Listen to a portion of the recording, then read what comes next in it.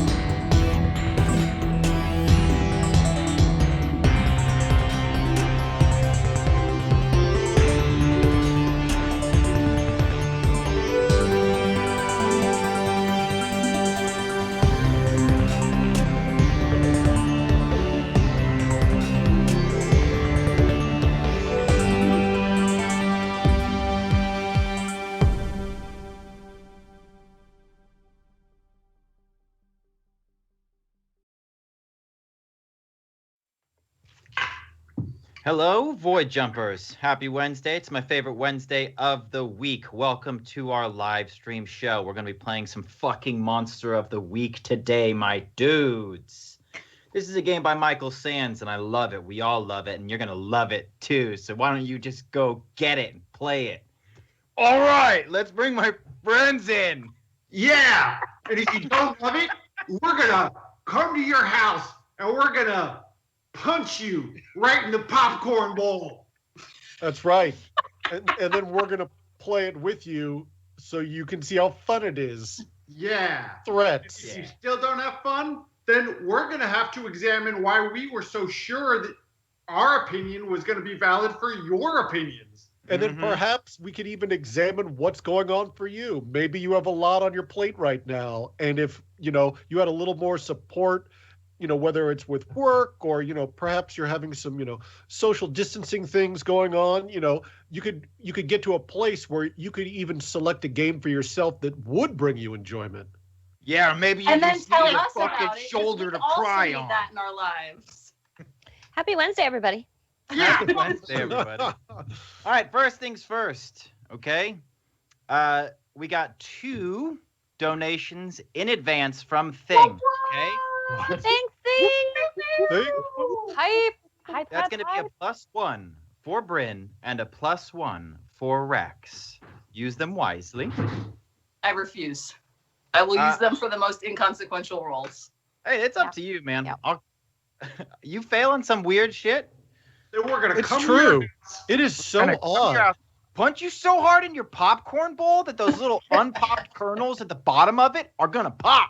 Pew, pew, Ooh, pew, nice. pew, pew. That was good. Oh my God. All right. They genetically engineer popcorn so that you get fewer of those. It used to be like back in the day, like 50% of your popcorn kernels would not pop. Wait, I missed the beginning of that. What did you say? So, like, he was talking about the little kernels that are left in the bottom of your bowl that don't pop. Yeah. We have been genetically engineering corn to, like, make it more poppable. It used to be like 50% of your corn would not I pop. remember that.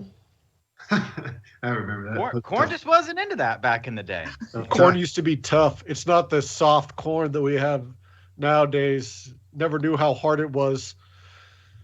Never had to watch a commercial in its life. Just streams everything on fucking Netflix. All right, let's stop, okay? What? Trin, No, right when Democracy we started Corner, getting take into us away. groove, right when we're having fun. Jesse. Yeah, so now it's time to talk about democracy and be sad.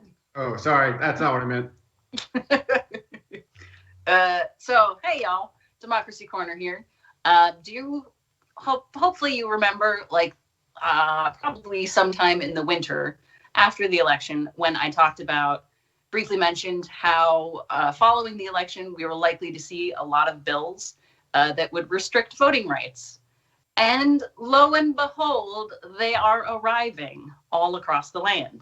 So what I'm highlighting two states in particular today, Georgia and Arizona, because those are both states that went blue in 2020, but are controlled by Republicans. And those Republicans have introduced a lot of really terrible voting bills. So if you are in those states, contact your local lawmakers and blow their shit up and yell at them and tell them not to pass this up. Not actually blow their shit up. I meant that metaphorically. We are not in favor of actual violence. Just want to be very clear about that. Oh, Yeah, I we immediately punch him just in the thought you meant, popcorn like, bowl, right? I just What did immediately you thought say? you meant like their devices, you know, like their email and their text. Yeah. Like leave them a lot of non-threatening but very serious phone messages. That's Sternly more- worded. Sternly worded. Sternly worded. So, like, for example, everything you love in this world, I'm going to take and I'm going to crush. Do My not phone send, call. don't. Unless you want to be on a watch list, do not send them that email. Okay. Anyway, so if you live in those states, please do that. If you do not live in those states, what I want you to do is find some organizations in those states that are working to prevent and counter those bills and support those organizations. Because those two states went blue this past year because of the work of people who have been on the ground and in their communities working really hard. So what we can do is not ignore those groups when there's no longer a presidential election. Because if we do, those states will not go blue again. So the two organizations that I'm highlighting today, the one in Arizona is called Mi Familia Vota, and I will drop that in the chat. And then the one that I'm going to highlight in Georgia is called the New Georgia Project Action Fund. And both of these organizations work to increase representation from historically underrepresented communities in Georgia and Arizona. So please support the work that they are doing. They are trying their very best to not make it illegal to hand out water to people who have been waiting in line for 12 hours. That's the level that we're at in Georgia right now, is they are passing bills to make it illegal to give water to people who have been waiting to vote for hours. So I hope you can agree with me that that's a pretty clear case of like, oh yeah, this is just blatant voter suppression. So let's try to do something about that. All right. Thanks, y'all. And I will drop those in the chat, and I will also put them in the Discord. Thanks, Trin. Thanks, Trey. Thank you, Trin. All right, and without further ado, Mark, if you would please let the recap roll. There's no recap, so you've got to All talk. right. talk So about it. here's what happened last week. Mark, roll that sweet, sweet bean footage. Okay, so whoa, something's happening. Love this being rolled. He's giving you an intro transition. There you go. Take it away. All right, so we're going to do what we did last week then, and we're not going to bog everybody down with a bunch of exposition at the top. We'll address each of these scenes because they are in separate areas of the city as we get to them. But first, let's talk shop. So, does anybody need to level up? Rex, you got something in mind that you'd like? A stat bump or a new move? I do.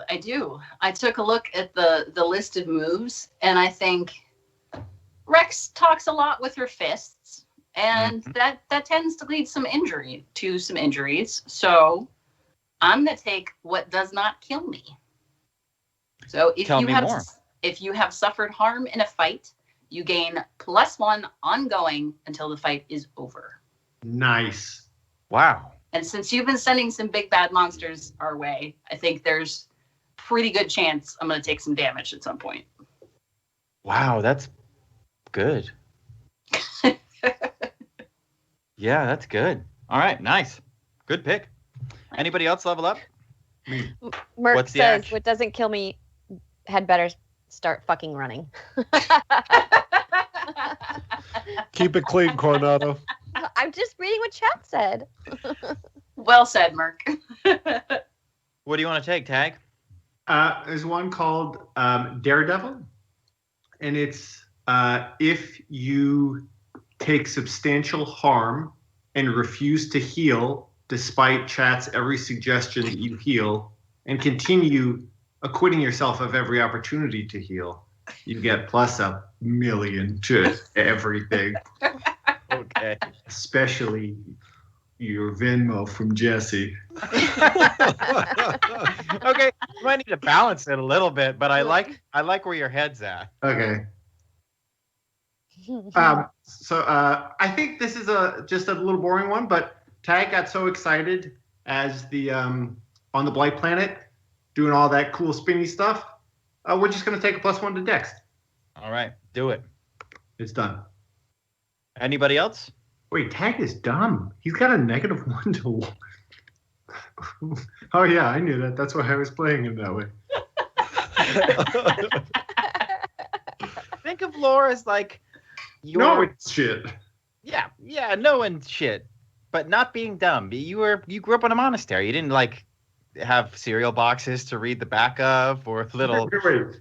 I want you to redefine lore following what you started about the cereal boxes being sort of the genesis. Yeah, so there's like on the back of cereal boxes, you get little mazes to kind of improve Word your puzzles. problem solving. Yeah. There's also fun facts like the bottom of Snapple caps, probably highlights magazines from when you're going to the pediatrician. Those 2 pictures, spot the differences. Hmm. Really, everything Yeah. is a mind. I love that. And so you didn't have a lot of that because you had He a is an barren, idiot. barren childhood. We're having fun tonight, aren't we? We are. Okay. Okay, so unless I'm wrong, I believe it is still day 2. We are now in Tuesday night. Your board debriefing is on Friday morning, so you've still got some time. You still have some 2 objectives on the board. You are to find and secure the O06 device and pass your board inspection. But with that, we are going to jump in.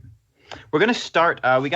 My intention is ultimately to get the gang back together, but we're not just going to hand wave it. There will be some difficulty that you'll have to overcome to do so. So we're actually going to start with Rex. Rex, when last we saw you, you had been battling CNAC 88. Oh yeah, and then I jumped through a portal. Yeah. You were battling him in the Beacon Opera House at the Whitecoats headquarters. And during the fight, you climbed up onto the grid where the lights are and then jumped through one of the portals he'd created when it seemed like he was going to be using them to leave. That portal closed behind you, and when you landed, you ended up in what you could assume was probably his hideout. It was in a derelict company warehouse and factory. There were several desks, some computers, and I believe you very daintily clicked out all of the floppy disks and then proceeded to smash the entire place to bits. Yep. You then ran away to find yourself on kind of like a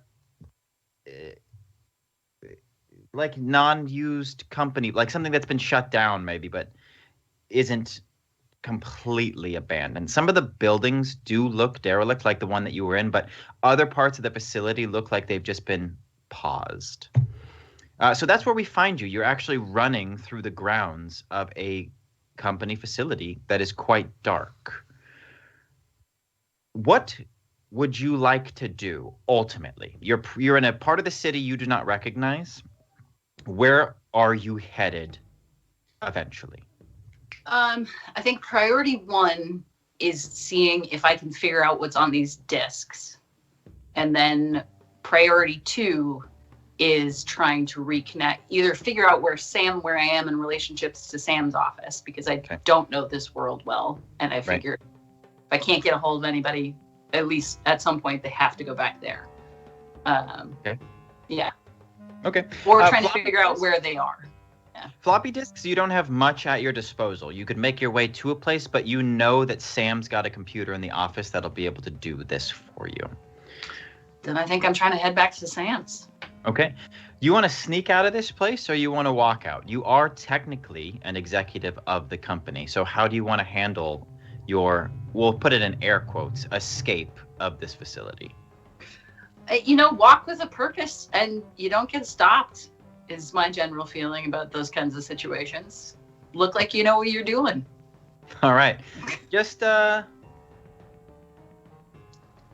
we never use luck. It's, whoa.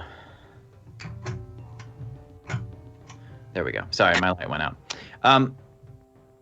I think this would just, there's no reason to roll for this. You just make your way through this. I think that there are some people doing repairs. Other people's like shuttering places, closing them down properly as you're passing through. Everybody's got company insignia. And you find your way very easily because you know that these campuses, you've been to this planet before and you've been to company campuses before. They're all kind of the same. And so you do find your way to a gate. It is not manned very heavily, but there is one guard snoozing in a little booth. And there's actually just one of those arms that you can tell isn't even automated. It's got a little like weight that somebody needs to pull down. This must be a very low security facility. So what do you want to do? He's snoozing. So if I try and if I just walk by him, am I able to walk out or is there more action required? I think I'll have you roll. If you're trying to not wake him up, it'll end up being Dex to just give you a little bit of sneak. But there's not a locked gate. There's nothing like that. Okay. Yeah. I think I'm going to continue to try and stroll by him. All right. Just roll Dex. That's my worst stat, right? Didn't you just bump it up? Thought I switched it for something else. What did I do with that? That was a thing that I did. That's right. You roll those dice. I'll look and see if I wrote it down. Okay. I know that I wrote it down. The limbo. What's that? Merc said to do the limbo under the gate. Yes. That is what I am doing. Okay. It's not going to matter. That's an 11. Okay, so you limbo under the gate. And when you're halfway and I have a little tune in my head while I do it. Yeah, when you're halfway underneath, completely bent over backwards, the guard, and you're just frozen there in limbo pose. But he just, and you're able to limbo right out. Now you are in a strange part of the city. Sorry to halt the momentum. You mentioned that there was a tune? What? You did. A tune? Rex, you said a little tune in your A head? little limbo tune? Yeah. How'd it go?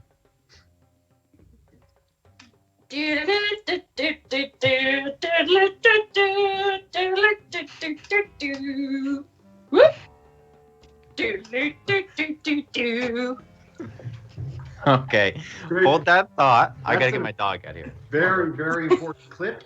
I don't know how Twitch works, but I think we need to be able to just on command play the limbo song. Get that sucker on a vine so it just never stops. Yeah. Okay. Revealing Wait, isn't there a clue that you were supposed to tell us about last week that we didn't learn about that we still have? The watch.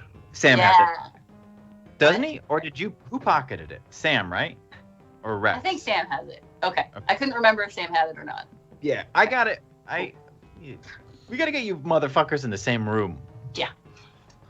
You just In have real life? clues spilling out of your arms as you're waking your way back to Sam's office. Yes, and also in real Someday, Lisa. Someday. Okay, so you're in a strange part of the city. A lot of this travel is just going to kind of be abstracted. There might be some roles, there might be some scenes. For anything that's simple enough, we'll just kind of let it happen. But I do want to have some ideas from you guys. So just knowing that, you're a company executive in a strange part of town, and you need to get back to Sam's office. What would your tactic be?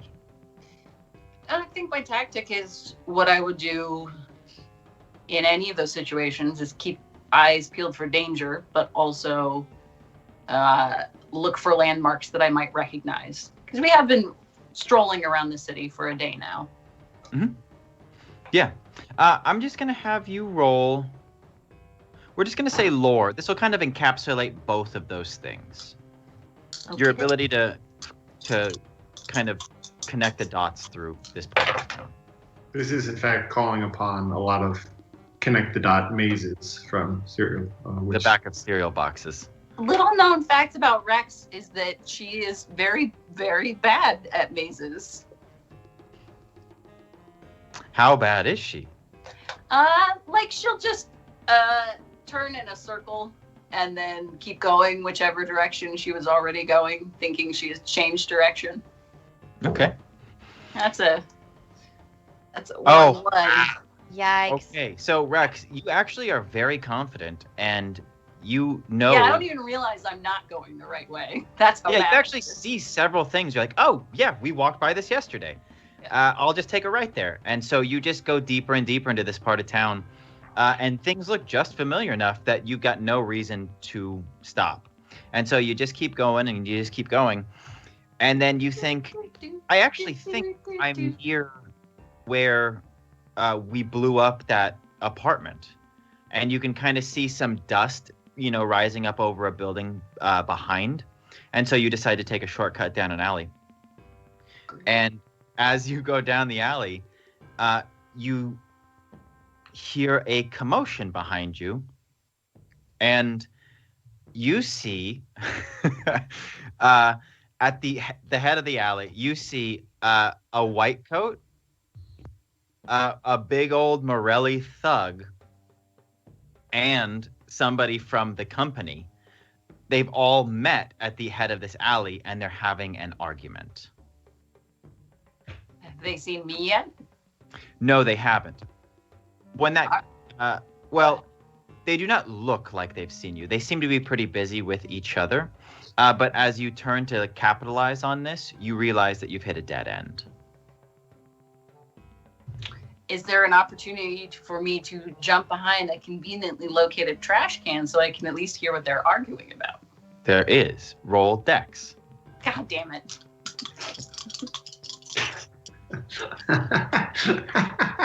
You got this. Yeah, Rex. Yeah. No, I Rex. swapped Yeah, charisma, and that's what I did. I swapped charisma and strength. It was not dex You and talk strength. with your fists. That's a 9. Okay. That's a 10. You're using the +1? I'm using the +1. Okay. Yeah, so you Thank are you. able to duck behind a conveniently located dumpster, which is a bit closer to them, and you are confident, for Once real again. this time, that you are completely hidden. And the conversation that you hear sounds something like this. Excuse me, chaps, but I believe I was following the young lady. Hey, no, excuse me. I was following the young lady. And then somebody says, guys, seriously. I was following the young lady. You say, who the fuck are you? No, excuse me. Who the fuck are you? And they seem to be arguing about who actually is following you. And so what must have happened is when you came down this alley, 3 different people who'd been tailing you ran into each other and are now blocking your only exit as they argue about who it is who has the rights to be tailing you. Great. Cool. Good. We're going to cut to Sam. Sam, when last we saw you, Perot had used plastic explosives to blow a hole in the bottom of his cage and drain out the water that had been dumped into the Beacon Opera House through portals.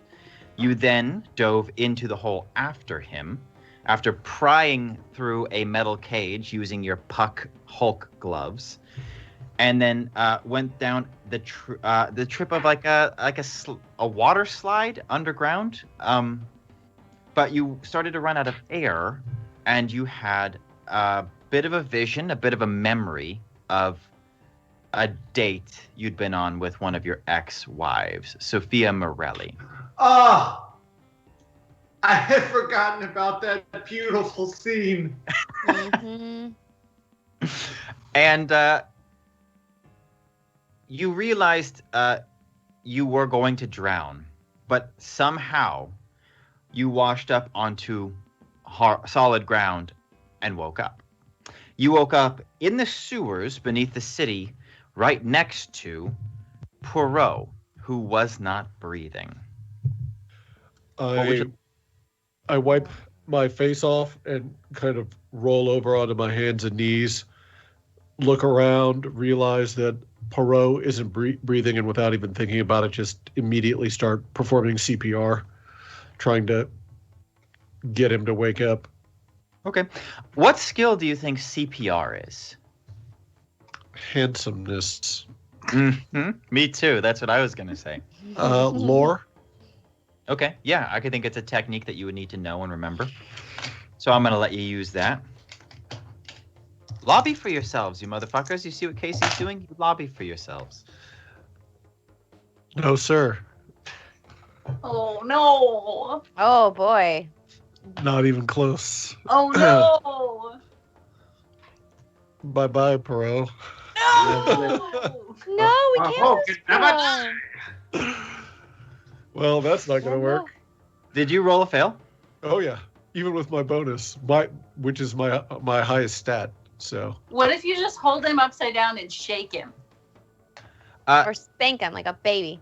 Now, You're just describing what Oh, is. I know. I'll use the +1 I have. I'll use my +1 and bring it up to a 7 and get a partial.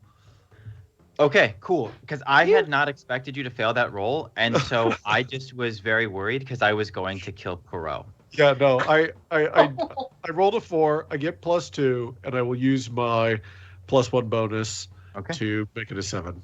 Well, Okay. I never die. He doesn't know. No? You are performing CPR on him. You're blowing into his mouth, then you're pumping onto his chest. And the next time you go in to blow into his mouth, water explodes up into your face. And he says, "I'll never die!" And then grabs you by the shirt, the collar, and says, "What are you doing, you fiend? Do you think you can rob a man who is unconscious?" I'm glad you're okay. You need to lead me to the manual right now. Perot kind of hearing about the manual brings him around, and he looks at you and realizes where he is, looks around, sees that he's in a sewer, and then goes, "Oh yes, my daring escape." Yes. And then he says, because I knew you were going to ask about that damn man. He says, "You can have that damn booklet. It has brought me nothing but misfortune. I've had a target on my back from the moment I first laid eyes on it. It is all yours." Great. Where is it? Oh, of course. He starts to dig around in his pockets. And he Hashtag says, story time. Let's hear about the time that Bryn snuck out to a concert on the Fire Planet and bought herself a t-shirt and quote felt like a badass unquote. Yeah. all right, this is new. What we're going to do is we're going to put a little button on this scene because actually what I have for Tag and Bryn, this will be perfect for your guys' scene. So we're going to have story time for Tag and Bryn's scene. Thanks to... Thanks, Merc. Merc! Thank you, Thanks, Merc. Merc. Merc. Merc's lighting it up. Bryn, hold that in your brain, okay? Because when we get to you, I'm going to ask you where you'd like to pick up your thread, and it's going to involve this story. It was a magenta t-shirt, right? It's because when you asked me my favorite color and I said wrong, and then you went into that story about the t-shirt on Water Planet. Do you remember that? Me? Connor. Got it. What? Oh, you're talking to me? Of all people, I thought. First Merc, then maybe Jesse. No. You were the one that told that story about how I told yeah. you about the t-shirt. Yeah. Yeah, of course. Okay. All right, hold that in your brain, you two doofuses. All right, so Poirot starts digging around in his coat pockets, and like I described before, it looks like Hagrid's coat. So it's nothing but pockets.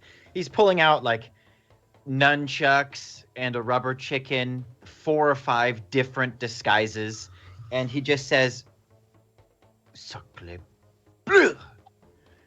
I think we are fucked." And he starts looking into the water. You're on like the side of an underground canal, and he starts looking around in the water and says, "I seem to have misplaced during my daring escape what I need to get you the manual." Give me the manual, Perot. "I lost my watch. I need my watch." What do you need your watch for? It has the, how you say, in your barbaric void tongue, my ticket stub. My ticket stub. All right, I take out the watch. "You thief!" And he snatches it out of your hand. He holds it up for you. And you can see that the watch is an antique. It actually still has a handwritten price tag on it that's a little soggy from your adventure. But when you look at it closely, it says Wonders of the Past, 6 credits. And you actually recognize this name, Sam, because Wonders of the Past is a antique / pawn shop, a bit of ill repute that's located pretty close to your office. So it's somewhere you've walked by several times. But Perot doesn't bother with that. He actually clicks the button to open up the watch. And you can see that the crystal inside is cracked. The minute hand is falling off. The watch doesn't work. But when he twists it around for you, he pulls out a piece of paper and hands it to you. All right, I take the paper and I examine it. It's actually pretty dry because the watch had sealed and kept it that way. It's a ticket stub, like he said, the kind that you would use to retrieve an item from a pawn shop. And he says, "There you go. The instruction manual is all yours. All you must do is go and take that ticket to Wonders of the Past, pick up your little book, and yeah. Great. Yeah. Great. You're coming with me. I would prefer not." Yeah. Well, once I have the manual, then you can go do whatever you want. But until then, you're coming with me. He thinks about it for a second, and he says, "Yes, okay. I believe I will not be able to put the word out that I no longer have the instruction manual soon enough. So if someone comes and tries to kill me for it, if I'm lucky, they will kill you instead, and I can run away." Yes, we'll go with that.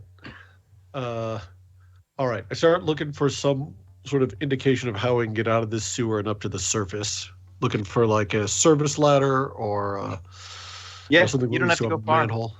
There is a service ladder not far down the tunnel, and you are able to climb up and lift off the manhole cover. And when you stick your head up, you realize that you are just a couple blocks from the Beacon Opera House. But that's where we're going to cut to Bryn and Tag. So, Bryn and Tag, the last time we saw you were walking out of the crater that used to be a summoner's estate because you had finished a duel by exploding it. More precisely, Ira Dietrich, the Void Summoner, had summoned a kind of void spirit bomb, and then Tag did a very clumsy backflip into it. It wasn't really clear who was at fault there. I think the security footage was destroyed in the explosion. So you know, as far as legally, you don't know that it was me. As far as insurance goes, I will take your word for it. I wasn't there. And so you walk to the street, and you, I think, just took a cab here, but you know that you're just kind of on the opposite side of the district from Sam's office. And so the two of you start heading back that way on foot, and to honor the chat perk, I'm going to let you take it away there, Bryn. As if I'm telling a story, or are we going right into the memory? Yeah, I think that you can ease into it however you'd like. And if you guys would like to turn it into a scene so that this fellow here can play a part, that's cool. I think it'll be, like you're just kicking rocks, walking down the street, and you tell a story to pass the time. Oh, okay. So we're not acting out the concert. What is this perk? It's new. I thought we go into a flashback. So I thought she wanted me to go into the flashback of being at the concert and getting a t-shirt. So.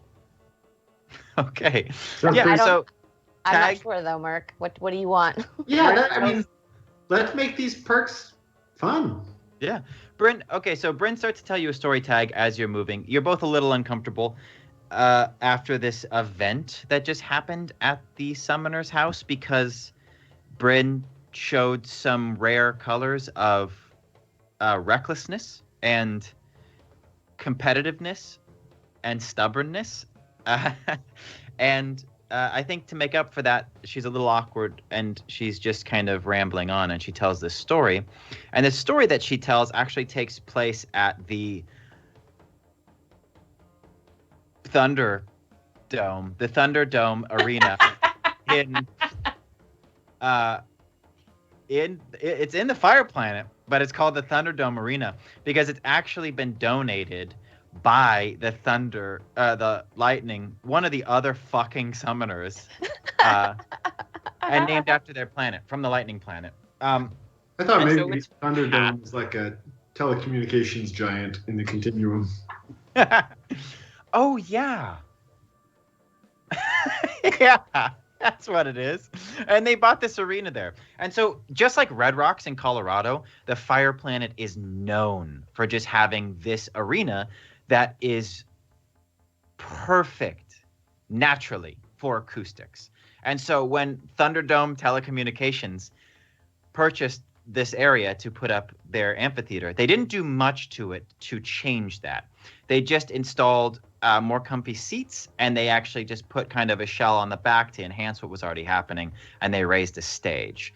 That was it as far as how they changed the space. But then they went fucking nuts importing the highest end speaker systems from the Lightning Planet and just decking this place out. So, Bryn, who are you going to see? The Flame Boys. The Flame Boys. What kind of music do they have? Death metal. Of course. I'm also going with Gwyneth. Oh, snap! Hell yes. That's your friend / lover from we met on Water Planet who are they alive? They got transferred. You transferred them, that's right. I transferred them, but they I think went somewhere else. I was going to send them to my mom, but they went somewhere else. I can't remember where. Okay. What did they sound like? Does anybody remember? Was it Gwenegg?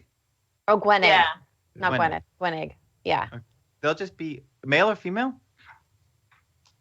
A female.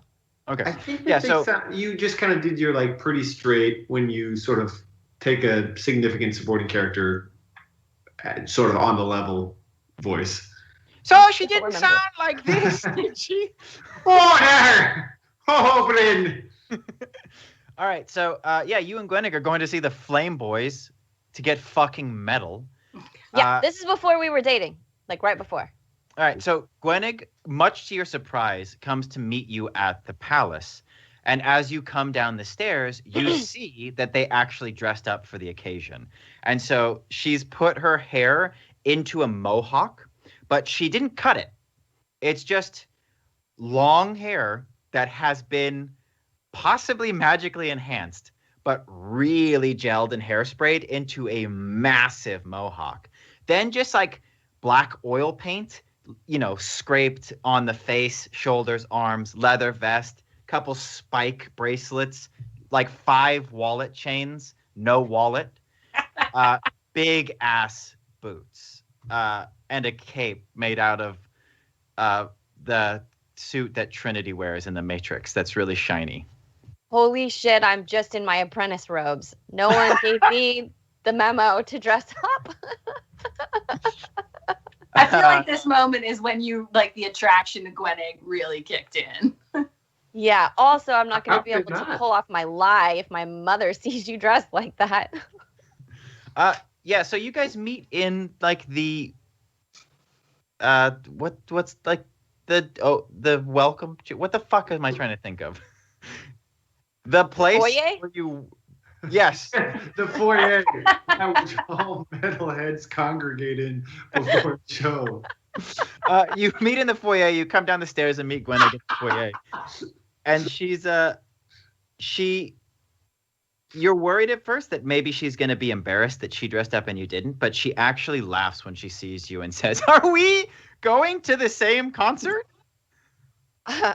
um, I laugh and I like open my robes and I'm like, don't get any ideas. And I open them and I've got like the most metal thing I have, which is like a black t-shirt with a cat on it. And Feral cat. and some black leggings that are 2 sizes too small from when I was like 13. And I'm like, that's all I got. Close my robes again. I'm like, I'll take these off when we get there. I told my mom I was going for a picnic. So we probably should go before You're she right. sees you. Okay, so you guys are going to get to this place no problem. But I just kind of want to know how you move about the city. You are the daughter of the summoner. The Thunderdome would be on the outskirts of town and where the rock formations haven't really been altered. And there's just a lot of natural, really cool amphitheaters. Some have been carved for theater companies. Like there's a couple that have been locked down, but the Thunderdome's the biggest and best. How do you move about the city? As soon as we get outside my gates, I've got there's a guard there that is always telling me that I need to get in more trouble and I'm too much of a goody-goody. So I look to him and I say, "Here, can you hold on to this for me?" And I hand him my robes, and then I take my hair and I like tie it back. I'm like, "Okay," and I pass off the robes and I look at Gwenig and I'm like, "Okay, do I look disguised? Do you think I can go through the city without getting recognized?" She just like laughs and she's like, "Yeah, I mean, the ponytail really does it." Do you have any black lipstick or anything? She just wipes her face and then wipes yours and just cakes this grease paint down your face. And then she kind of like rubs it over your shoulders. And she says, "That's better, I guess." Okay. So the guard happily puts the robe in his like pouch.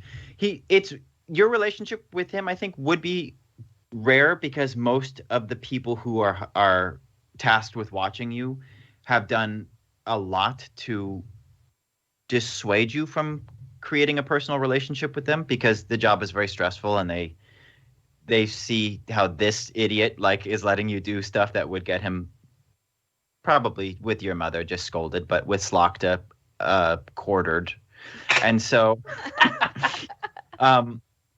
yeah, so how do you go? You're in disguise now. You have a guard. I take it that there's not a lot of bullshit on the Fire Planet. It's in comparison to Void, a relatively small community, though there are thousands of residents. It is a bustling, community. But do you walk? Does like the palace have wheels that you can take? Like what do you do? Well, are you asking me this as Gwenig? No, I'm asking you this as Jesse. Because Okay. I'm trying to. I don't want to create this whole thing. I want to kind of like build it together. Well, I can't take the palace wheels because then they would know where I was going. So, I think that we find some motorbikes down an alley and we borrow them. Whoa! Thievery? Just borrow. I'll leave a note. Okay. All right. Okay, so you ask your fellow to post up at the edge of the alley, and then you and Gwenig go down to steal these motorbikes. Have you done this before? No, I'm trying to be really cool for Gwenig. Okay, cool. This is my first time sneaking out. This is my first time ever stealing anything. Okay, so roll lore to see if you can figure out how to get these motorbikes started. Oh no, that's a 0. 6. But I'm going to use my point from chat to make that a 7. Okay, cool. Yeah, I'll let you get them started. But what you know is because you've asked a lot of people when they're like telling you cool stuff. You're like, oh, whoa, have you ever stolen anything? You know, have you ever broken into a place before? And then you're like, how do you do that? What do you use? Can I borrow your lockpicks? Like, you're very curious about these things cool kids do.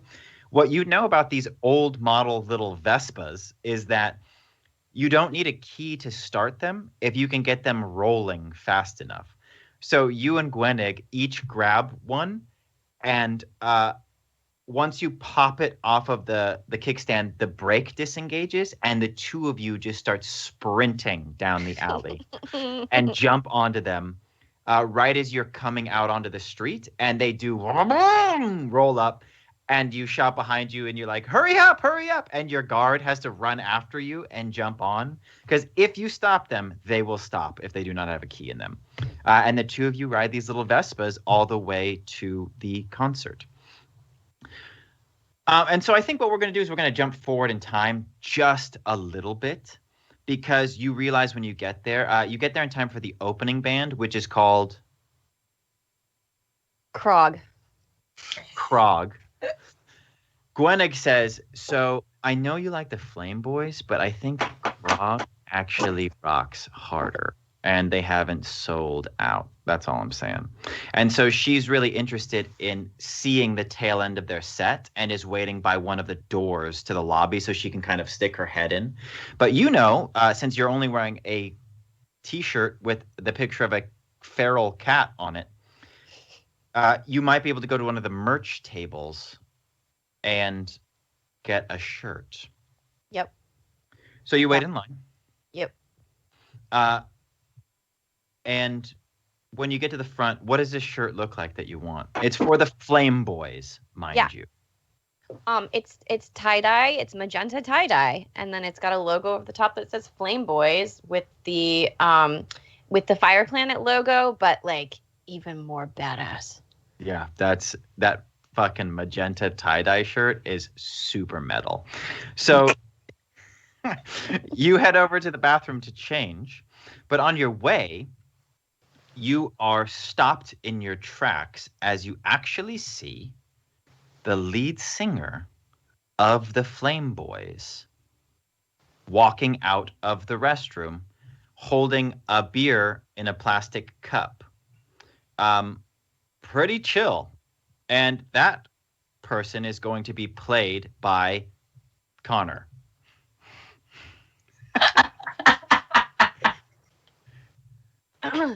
So I think you're looking at your shirt while you're walking, and you bump into him. Oh, okay. Take it away. Oh my God. Oh, hi. Wow. I'm sorry. I wasn't looking where I was don't going. be sorry. Don't be sorry. Here we are at the Thunderdome. You know, if I didn't get my drink spilled on me, it'd be a fucking waste of a night. Am I correct? Yes. Such a waste. Don't you go on pretty soon? Aren't you the fire summoner in training? Is more like it. What's You the can- ponytail? Recognize me? What do you mean recognize you? You're the second most famous person on this entire fucking planet. Of course I recognized you. I think you're the most famous person on this planet. Let's get Oh, real. that's very clever and incredibly charming. If I wasn't 3 times your age, I'd say, how do you do? You can say how do you do. That's totally acceptable. So you're here to see Krog? No. I'm here to see Flame Boys. You're here to see Flame Boys? I know them. Yes. Really? Where? What? That's a joke. Come on. I know. Fuck, Jesus Christ. Shit, I'm really bad at this. No, I'm just giving you a hard time. I'm giving you a hard time. So you're famous and you're magical and you're going to rule the world. What's that like? It's a lot of pressure, I bet. I mean, yes, it's a lot of pressure. It's a lot of people telling me what to do, and I hear my name all day, and sometimes, you just want to break. Yeah, is that why you're here? Unwind a little bit with the power of music? Yes. Well, I snuck out. I'll be honest. My mom doesn't know I'm here. Don't say anything. Oh, really? Yeah. Now, is she going to have me killed? I don't think so. That is a possibility. I mean, she has never killed anybody so far. Okay. You tell me one lie and I'll let it slide. In connection with me. I'm saying in connection with me. Do you think you could sign my shirt? Of course she hasn't killed anyone in connection with you. What do you think she's going to kill one of your friends? Well, you're now my friend. Can you sign my shirt? Of course. No, hang on. You want me to sign your T-shirt? Yes, please. Yeah, I will, but I don't think I should sign your T-shirt. I think you should come on fucking stage with us. Really? Yeah, you want to play something? What's your fancy? Look, hang on. If I may offer, we've got Terry over in Pyrotechnics, and he's okay. But I'm being pretty generous when I say he's okay. So, I know that you're the fire summoner to be, and I don't mean to get some free labor from royalty, but shit, if you wanted to just rip and roll and improvise some fucking phoenixes flying over shit and flames all over the audience, just fucking metal as hell, I would really be into it. Well, I just learned how to make a fire daisy. Okay, that's ironic. Do that. I can use that. Okay. So it's a daisy that can it rip the heads off other daisies, or you eat the daisy and then your head explodes? Not really, obviously. I'm talking pyrotechnic shit. I don't want anyone's head to actually explode. I want heads to explode metaphorically from how good the music, but no, I don't. It's all in good fun. No, I'm not trying to. I can try. Do you have something I can cover my face with though? I don't want to be spotted. Yeah, fuck yeah. I've got this giant Viking helmet because we just figured probably should bring it on. We don't really have a plan for it, but yeah, just go ahead. All right. Yeah, I'll put it on. Should I just cover my face a little bit like this?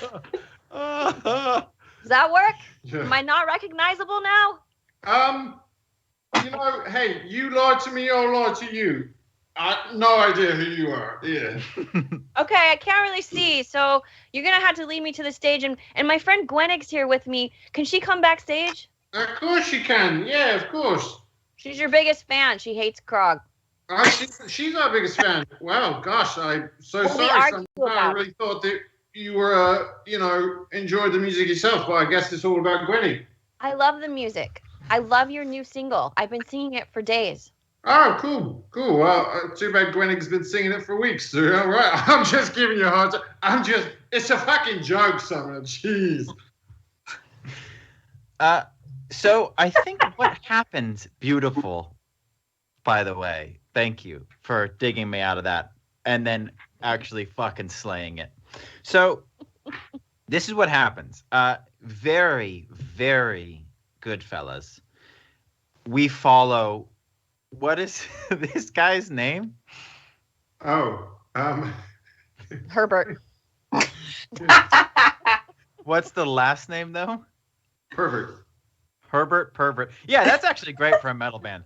So we follow Herbert Pervert as he leads Bryn in this giant Viking helmet, who's not changed into the new shirt, by the way, and is still just wearing jeans, a cat t-shirt, and a ponytail. Leggings. On the Too way. Small leggings. Too short. Yeah, she's metal, man. She's wearing leggings. We can hear just the ramp up of some metal music. We're not hearing the sound of what's happening anymore, except this the sound of the crowd. Gwenig is waiting in the lobby door. You pull her and give her the be fucking cool signal, and then you're led through the crowd as they all turn to look at this rock star. And for once, you're not the most famous person in the room, and you're able to just enjoy the fact that everybody's looking at Herbert Pervert as he's just casually walking through the crowd, drinking a beer. And then he leads you through a door marked private, and you guys start going backstage, and you can see all the sets that they use that are just like these burning villages and dungeons and shit that they wheel on stage at different parts of the show. And somebody like throws him a guitar. He catches it, steps out, thanks Krog, and then goes right into the first track and then waves you out. Bryn, I'm actually going to have you roll. Yes, if you got something, Herbert Pervert, I don't want to take away from your intro to this. We get to hear your greatest hit.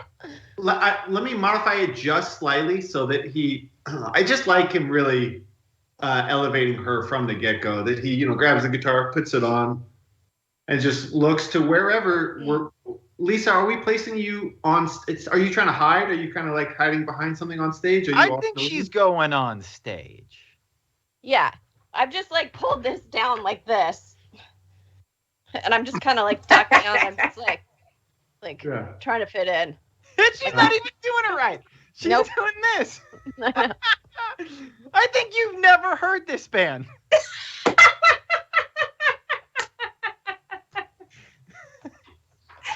Shut up, Jesse. Shut up. Gwyneth reaches over to your hand and folds your thumb in. Stop saying pervert. Everybody, I can't keep it together when you keep saying Whatever it is that she does, I just want the moment where, wizened old Herbert is there. He looks out on the crowd, and, there is a lot of energy. Even having done this, I think, for the last 35 years for this guy, there's still like something like, here we go again. And he looks over at Bryn, and there's just the briefest of nods before he just rails on that first chord. And I think I think they happen together, whatever it is that Bryn does in this moment. Bryn, why don't you use magic? Yes. Oh, God. 7. Okay. I want to give her something. No. Sorry. What? I was going to say, let me give you a full success because I just wanted to be heroic. But then I thought, she's like 15 years old. Like, it's going to be cool. And I can't see. Yeah, she can't see. It's like exactly what it should be.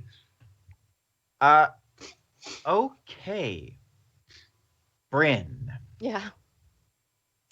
Let me just look at something on your character sheet real quick. That's not a good sign.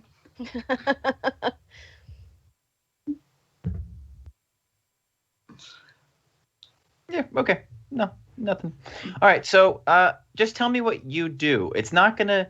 Here's the thing. It's going to be a partial success, but I'm going to handle that part of it. I want you to just tell me what you do, and I would encourage you to go nuts. And I will tell you what happens afterwards based on what you do. I think that you are on stage with your favorite band. You just met Herbert Pervert for the first time, and you are looking at a crowd of, couple thousand people in this beautiful... I mean, the sun has just set. You're in an outdoor amphitheater. Has anybody here been to Red Rocks in Colorado before? It sounds like the Gorge in Washington. Yeah. I think they have a lot in common. And so you're just looking out in these beautiful, beautiful rock formations. It's a, cloudless sky. The stars are out in force.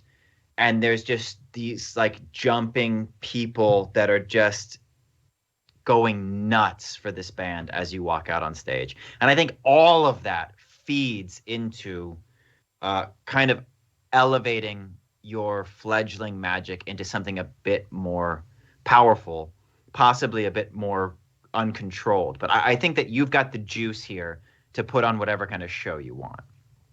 Yeah. Well, okay, so The only thing I've learned to mold fire into is flowers, daisies specifically. I just learned that last week. So I think as I sit there and like you said, I'm just like taking everything in and I'm just vibing. Like I just feel it. And I start growing flowers from my hands. And as they grow and they get bigger and they get bigger and they get bigger and then they explode like a firework. And so that's what I'm doing is I'm just like shooting daisies, like you get a daisy, you get a daisy, you get a daisy. And I'm just feeling it. And they're like, I don't know, I'm doing some weird movement thing. Okay. As it's happening. So, Herbert Pervert, what is your opening song? God. Every time. Every time. Trin, you're making it worse. I can't look at you when he says it. It's very operatic. It's very there's like a choir singers, a string ensemble, and then just like dripping with blood and asphalt, crunched out guitar. Can I What's it offer a called? name? Please. Yeah. Cease All Tranquility. Okay. Ooh. Okay. That's the name of the song? Yes. That's This very would be- good. Yeah, Did you very just good. offer that? That's very good. I've been ogling this whole scene for however long it's been going on. I don't ever want it to stop. I just want it to go on forever. I want you Herbert- to keep coming with stuff like that. That's Herbert Pervert for life. Yeah, so I think this is one of the Flame Boys songs. Like this would be the breakout number. Yeah. And so new fans, old fans, everybody likes it. And it has that very iconic first chord, which you railed. And so the crowd just explodes. Like they were hoping to hear this song. The fact that you're opening with it, with that anticipation, they're just going nuts.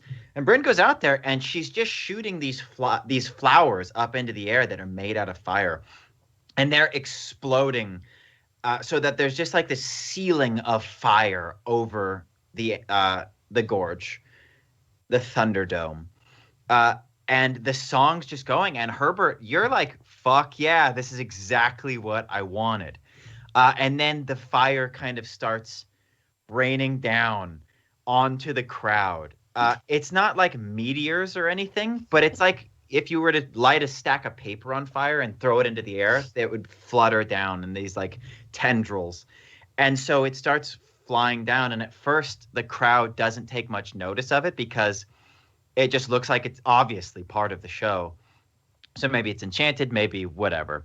But then a few people's clothes start catching on fire and then backpacks and then things start smoking and then actually alarms start going off. No. But I feel like Herbert Pervert, especially, like 35 years of doing shows, the same show every night, the same set list for every tour, I think that you just, like, this just puts wind underneath your wings. And this actually goes down in history as the most talked about version of Cease All Tranquility. And the live recording of this show actually outsells, even though it's had decades, outsells the original album that Cease All Tranquility was on. And Bryn's disguise works.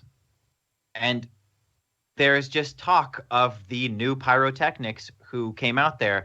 And so there is chaos, but it's not like everybody's running away. Shit's just on fire. There's alarms going off. Everything's smoking.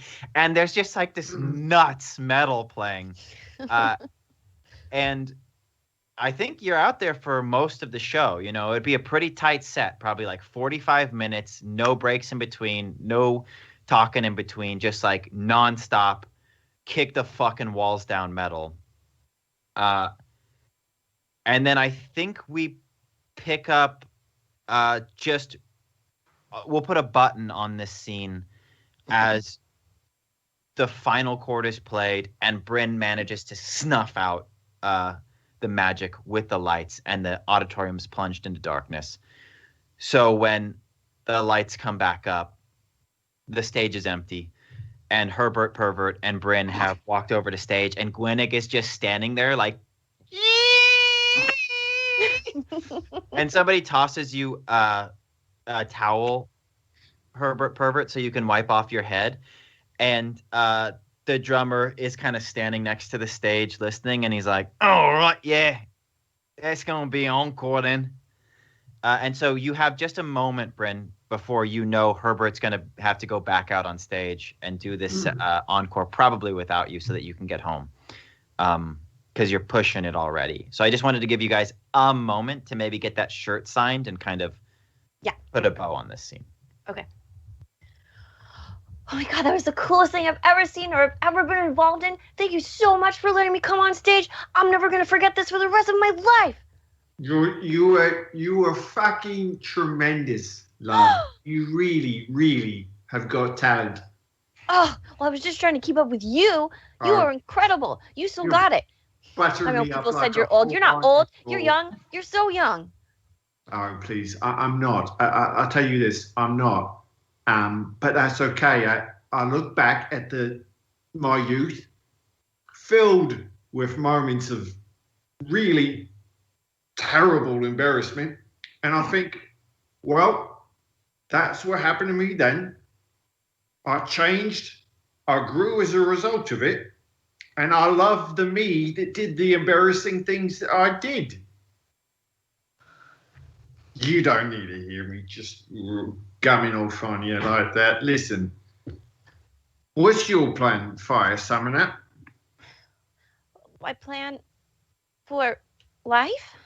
Well, here's why I ask. You know, I don't like to put myself on too much of a pedestal, but there are a couple folks out there who like our music, and that's good and all. I like to think that I can influence their lives and giving them a bit of a creative, albeit aggressive outlet for their feelings. But you, Summoner, I mean, you're actually changing people's lives. That's a lot of power, and should I have to say it now?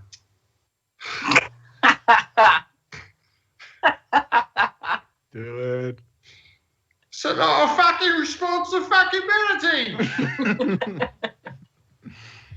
Well, I haven't really thought that much about it yet. I'm still in training, but I suppose it will be a lot of responsibility someday. And I'm going to need music to get me through. So as long as you keep putting out albums and performing, I'll keep coming to your shows. And maybe as my pyrotechnics get better. #tag Sam #Bryn. This has been an absolutely amazing memory flashback. Don't forget the signature. Also, Herbert Pervert has a hilarious accent. Pervert. Pervert. That's from Merc? Thank you, Mark. Thank you, Mark.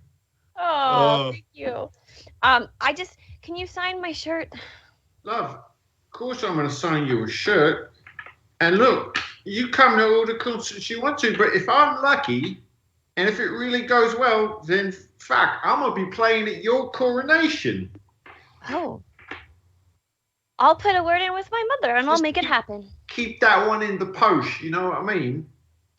I'm glad you like our music, but fucking, you know, we toured Europe and it's still, do you ever have a cappuccino? No, you know what? Sorry. Let them play, let them clap, let them fucking clap. Hey, just wall us out there, Zoe. You know, I got an appointment after this. Jesus Christ. I'm glad that you find the music inspiring, but Bryn, it's not in the music, it's in fucking you, okay? Trust yourself. Okay. All right. Thank Give me you. the fucking t-shirt. Here, sign this. I gotta put it on. Apparently my cat t-shirt isn't cool. What? No, Oh, I thought it was totally cool. It's totally metal. I think he signs the cat t-shirt, and when Tag and Bryn were talking on the Water Planet, even though she bought that concert shirt, the cat t-shirt is now kind of the shirt that lives for her as that concert shirt. Does that work for you? Mm-hmm. Yeah. All right, so a cat t-shirt's fucking metal. I knew it. T-shirt. Yeah, so I think that there's a brief montage as Herbert Pervert goes back on stage for the encore, which Bryn, you and Gwenig miss because you have to go and run those motorbikes to start them again and drive back.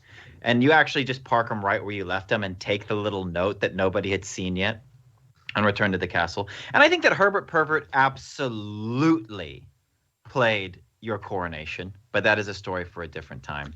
Can I name their encore song? What was it?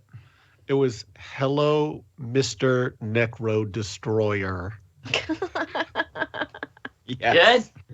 Good. Love it. And so that's the story that you tell Tag as you're walking back. And about the time you wrap it up, the two of you look up to see that you have made it back to Sam's office. Wait. We're actually going to cut back to Rex. You're hiding behind a dumpster, and you are listening to three fools argue about who's going to tail you. How would you like to handle this situation? Listen, I'm hoping for the classic, like, these harsh words lead to fisticuffs, and they get so distracted by fighting amongst themselves that I can just walk on by unobserved. Yeah, I think that is what happens. You do notice, however, that the white coat is the first one to draw a weapon. And Interesting. he pulls out this device that looks like this really bulbous pistol that has a little satellite dish on the front of it. And he says, "All right, you lot, nobody move." And they say, the Morelli guy's like, "What the fuck is that?" He says, "It's a shrink ray, and I haven't really figured out how to use it yet." And so the company guy and the Morelli guy back up, and you can see this one marching around. He's like, "I'm going to walk you to that corner, and then I'm going to come back for my prey." And you see them walking down, just being like, "Fucking shrink ray, what is he talking about?" And so you are free to depart. I'm going to let you off the hook on that one because they were going to maybe kill each other. I don't know. It looks like they do start fighting down there. Like, The you guy could have shoots made me Shrink fight Ray. him. I would have fought him. But, you know, if they were going to do that classic trope of villains arguing amongst themselves, I was going to That's try what I to set up. do the same thing. So you actually roll up in front of Sam's office, and you're walking down the street as you see Tag and Bryn walking down as well. And then we cut back to Sam, who's holding the manhole cover and realizes that he's just a few blocks away from the Beacon Opera House. Sam, you've got Perot with you. What do you want to do? We're going to go to the pawn shop and check that ticket, see if it does if they do in fact have the manual. Okay, cool. You and Perot head back towards the pawn shop, and you actually would be passing your office on the way. So you two, as we enter the late part of the night, close to the earliest part of the morning, the neighborhood, and you roll up, and you're realizing that the store's actually closed right now because it's just the middle of the night. When you see from one end of the street Rex and the other end of the street Bryn and Tag walking down. And you all kind of notice each other at the same time, and Perot says, "Well, isn't this difficult to do my accent after hearing that man do such a convincing British?" It really was exceptional. That was that whole scene was a fucking Hashtag gem. Rex rounding out the bonuses while off to bed. Oh, good night. Thanks, Rob. Hooray. Thank you, Rob. I like Thank this. All right, so you guys all gather around the window of the what the hell is it? Wonders of the Past pawn shop. The window, it's dark inside. Nobody's in there. But you're just a couple businesses down from Sam's office. But the four of you have met up. What would you like to do?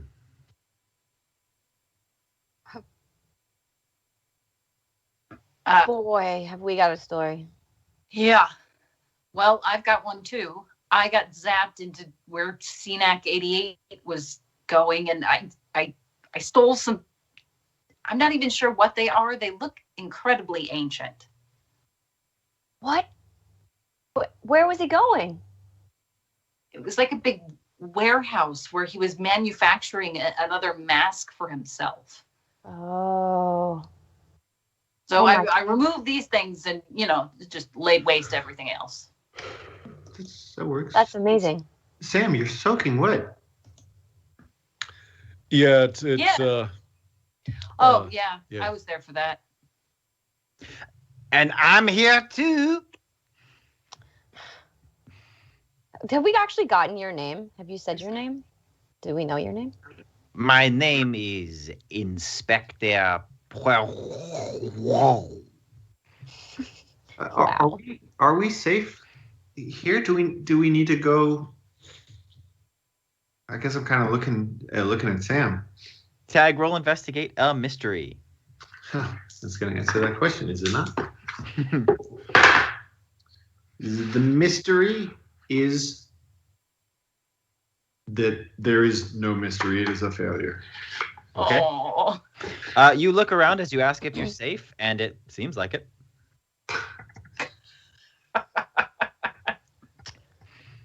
Oh goodness. Well, good news. The Void Summoner in training, Ira, has agreed to help us if we need help, even though we blew up his mansion. That's great. I think, and this time I saw Tag look around suspiciously, and it clicks in my brain like, oh, I should look around suspiciously too. So I look around suspiciously. And Yeah, you're I like, say, wasn't I being followed by 3 people earlier? yeah. Roll. I left them behind though. Surely there weren't more of them. Roll, investigate a mystery.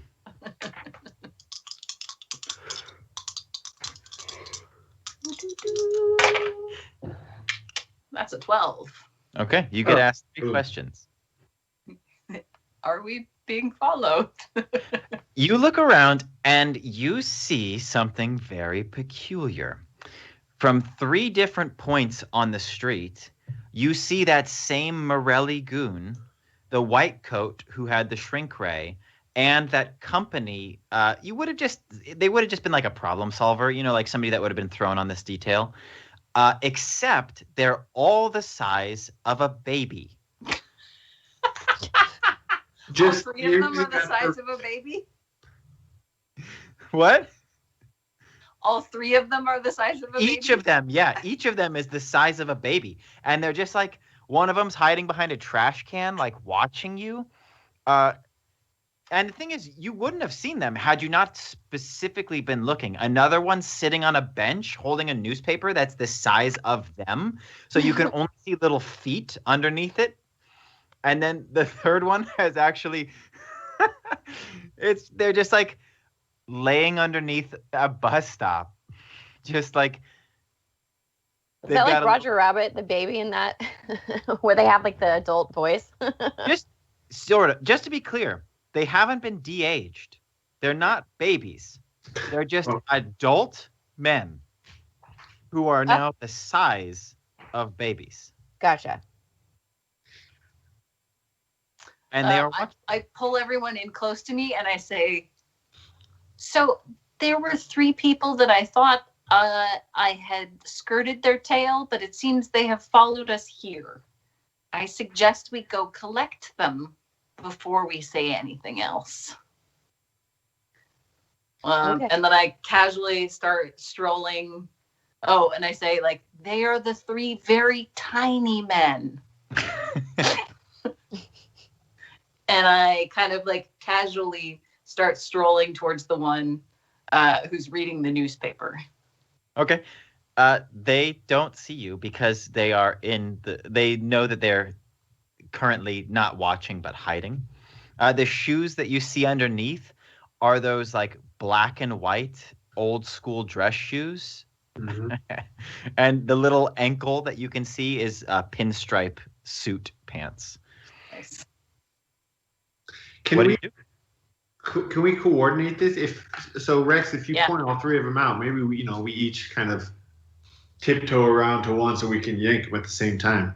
Sure. Okay, so Rex is going after the newspaper. We've also got baby behind trash can and baby underneath bus stop. I'd love baby behind trash can. Okay. And who's taking bus stop baby? I can, sure. Okay. Rex, how are you going to get your baby? What my plan is to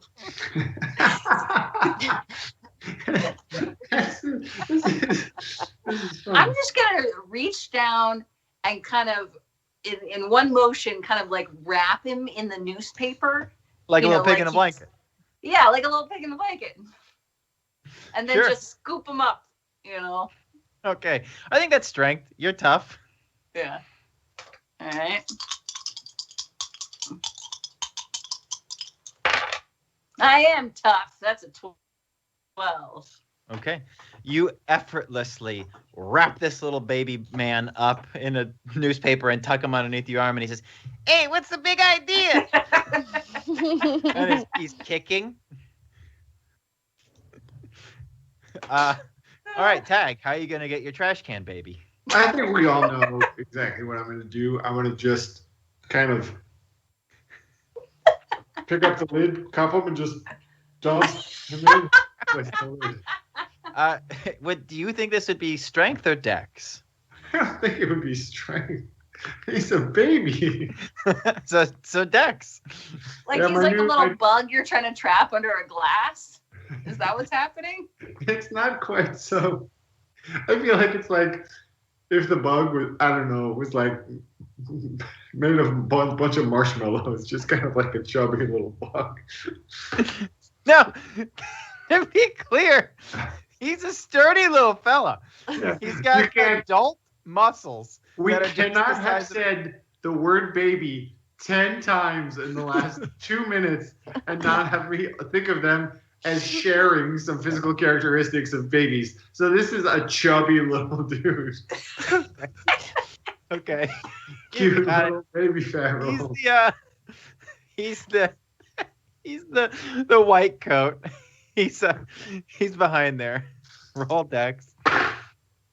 11. Okay, yeah, you just scoop him up and toss him in. And I'm going he to just roly goes, poly in a trash can. "What's the big idea?" Clunk. And now you've got it in the trash can. It's not a huge like city street trash can. It's kind of smaller. I thought it was like maybe one of those little silver, old-fashioned, like. Yeah. Okay. Bryn, how are you gonna get your bus stop baby? So he's under the He's just like laying under. There's people sitting there, so their legs are over the bench, and he's just kind of behind there watching. I imagine that this is a coordinated strike, so he wouldn't have seen these other two things happen. Okay. They happen simultaneously. Well, I'm gonna see his cute little baby butt sticking up in the air, and I'm gonna poke him with some fire, a little electric shock right in the butt, so he scrambles out from under the thing, and then I'll grab him. Okay. Roll plus magic. Plus magic. Yeah. It's a 9. Okay, yeah. You blast him, and he goes, so this would be the company guy who is just a regular guy. Yeah, this problem solver, like we're talking bulletproof vest, couple bandoliers of ammo, a big axe on the back, all has been shrunk down. So it's just like a little G.I. Joe fellow. He's got And a you- bonnet and a pacifier. I almost gave him a sucker. I was like, He's got no. a paddle. You shoot a little zap of electricity, and this fool goes, "Ow!" and just blows out of these people's legs and starts taking off down the road. Legs, arms moving very fastly, carrying him not very fast. He actually is going to be running by Sam. Sam, would you like to interfere here? Yeah, I'll try to grab him. How are you Okay. going to grab your baby? How are you going to grab your baby, Sam? I'm gonna trip him. Oh, wow. Okay. I think this is just going to be kick some ass. So roll plus strength. Poor guy. No, Sam, no. You can't fail a trip. Oh, come on. He's a baby. 7. Okay. So you trip him, But as he's going down, being the hard professional that he is, he parkour turns while simultaneously bringing out that axe I just made up and swings it around and sticks it into your leg, Sam. But because it's the size of a baby, it's just going to be one harm, physical. And he goes rolling down the street, and the axe is just sticking out of your leg. It looks like a tool that you would use on a barbecue, you know? Like, it's that size where it's just in your leg. And the baby's now rolling. The baby man is now rolling down the street, and you have a second to grab him if you'd like to.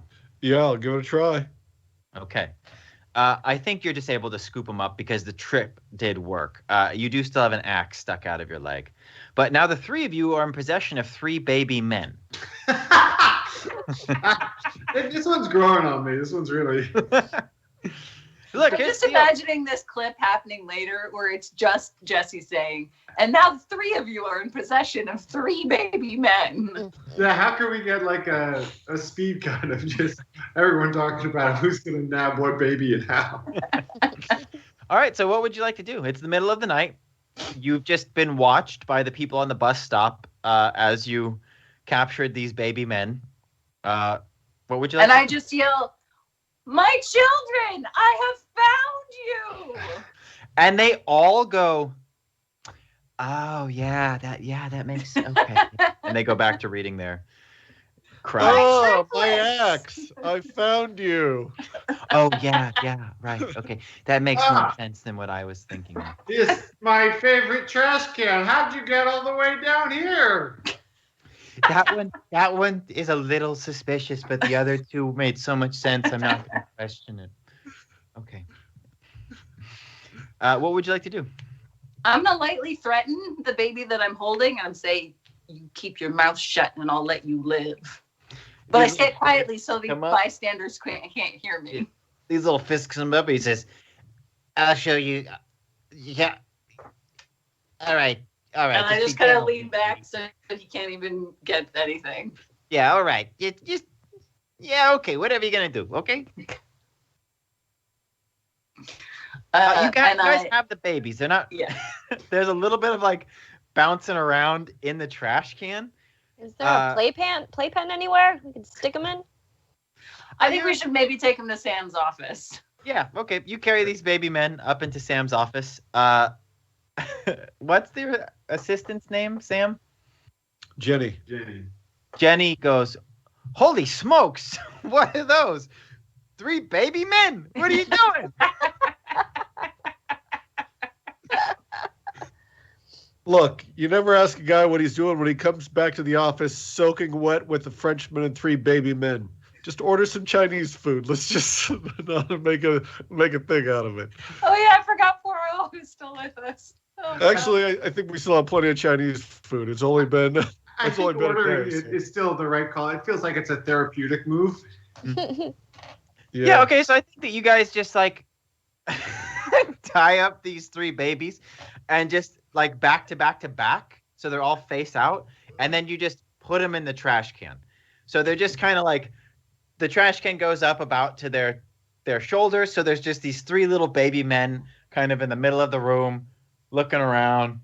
They know that the jig's up, so they're not going to pull any shit. I think there's maybe a moment of resistance first where they're like, we ain't going to say nothing. And Tag just spins the trash can. And they go, whoa! So Jenny's... We're still not going to say anything. Whoa! Jenny's willing to keep an eye on them, and she's got the phone under her ear. She's calling the Chinese food. So you have a moment to yourselves, if you'd like it, to step into your office and not have to deal with these. Just to be clear, those were the 3 men from earlier, and that fool with the shrink ray shrunk them all. In case that was unclear. Here's the deal. I just threw a shrink ray into that scene because you decided not to fight him, and I needed the guy to have a weapon.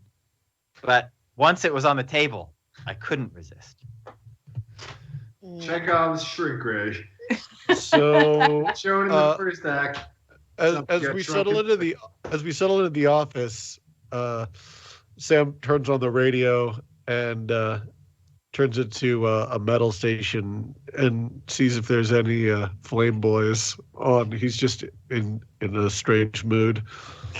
In the way that this world of our game is serendipitous, there does happen to be a Flame Boys song. You actually turn it on and hear the end of a song, and you're like, all right. And then they're like, hey, on back-to-back Tuesday nights, we got another Flame Boys track coming at you live.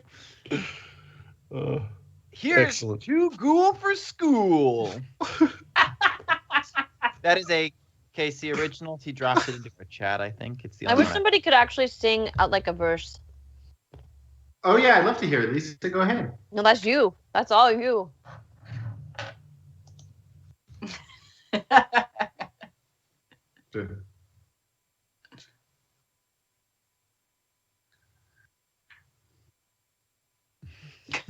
Yes. My God. Go for school. That'll work. Yes. Excellent. Okay, so here's what's up. You guys are here listening to metal. I think that you're all able to just relay your individual tales to each other. We can handle time however you'd like. If you guys want to have a chat right now and talk about shit, you're welcome to. If there's any scenes you want to do, that's fine. If you're gunning to go get this instruction manual, we can pass the night, and then you guys can go in the morning. I didn't want to lock you out. I didn't have any reason to lock you out, but we just happened to be in the middle of the night. So you're safe in the office. You know, because of that epic rap battle, CNEC cannot teleport into this place. He's been warded away. And Jenny seems to... you peek out the window to see how it's going, and she's actually using chopsticks to feed noodles to one of the baby men. So everything's cool. I will leave it to you how you want to handle Tuesday night. But I'm just imagining them like with all their hands perched on the rim of the wastebasket, and they're just like the little goldfish who are just like. It's just one noodle that she's dangling down, and they all kind of gotta like come over here before it. And she's like, "Yeah, that's right, you bastards. Yeah, that's right. Jump for it, you bastards." I think we should talk to these babies. Okay. Before sure. we talk to the babies, I would like to try and find out what's on the discs. Oh yeah, that's right. That's I great. forgot that we had some business to take care of. Sure, I got that prepared. So to be clear, the watch, the clue that took fucking 5 episodes to get around to, was your surefire way to get the instruction manual, no matter if you found Perot again or if he died or anything happened. So that's that pawn ticket. He says will get you the thing. You do not need Perot for it, but that clue that I think Merck got for us, somebody got us a clue. That would have been a shortcut to the instruction manual. Once you found it in the Beacon Opera House, because I was gonna get rid of Perot, not kill him, but he was gonna escape with that plastic explosive, and then you guys would have had the watch. Gotcha. So, anyways, yeah. So here's the deal: you have these floppy disks. Sam, I always ask you this. I think you have like a tech specialty that gives you a bonus when dealing with hacking or any of that sort of stuff, right? I do. Okay. So if you let Sam handle this on his office computer, he will get a bonus to unlock these things. I will give you a base amount of information.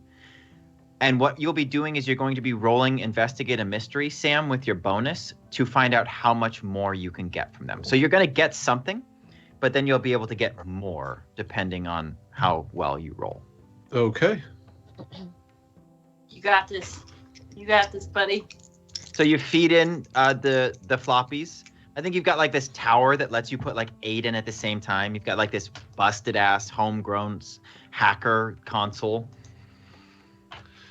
Hey man, it's not busted.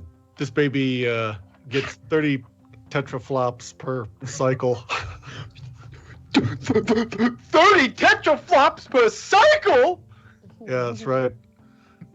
Or if you guys have watched Johnny Mnemonic anytime recently, baby's got a 64 gig hard drive. Whoa. Oh, it almost killed him. Johnny Mnemonic, Keanu Reeves stars as a thumb drive. Johnny Tsunami. 2 kids. One's snowboarder, one's skier. Surfer. We're both right. What did you roll there, Sam? I rolled myself another level. Is what No! What was your number? Well, the specific number that was on the dice would be the lowest possible number that a human can roll. Wow. Oh, no. What does it equal? What does it equal total? With your bonus, yeah. Let me look it up real quick. So...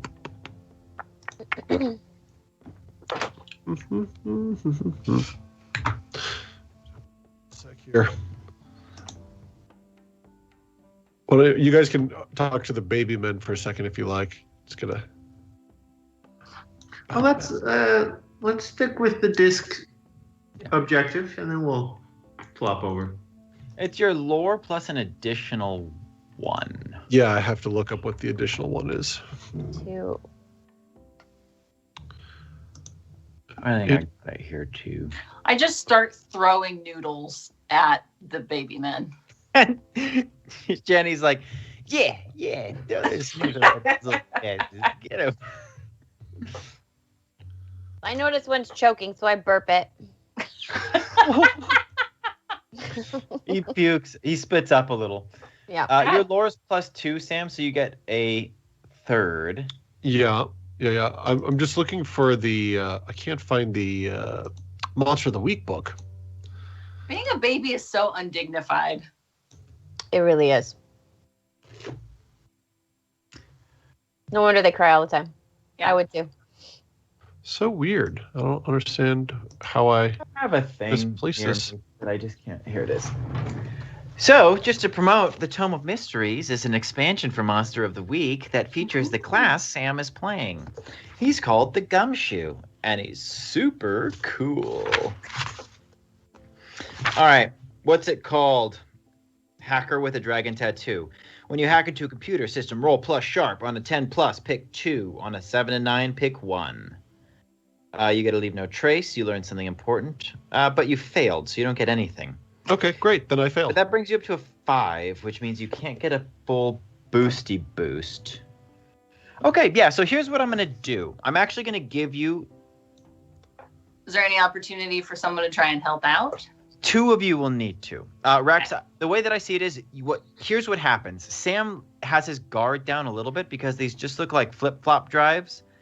But what you end up finding on them is company code that starts to counter Sam's hack. You do not know much about computers, but you do know enough about company defense systems that I think you could be able to hack. Now, if you guys want to give him an additional +1, it can come from Bryn or Tag, but you'll have to tell me how you do it.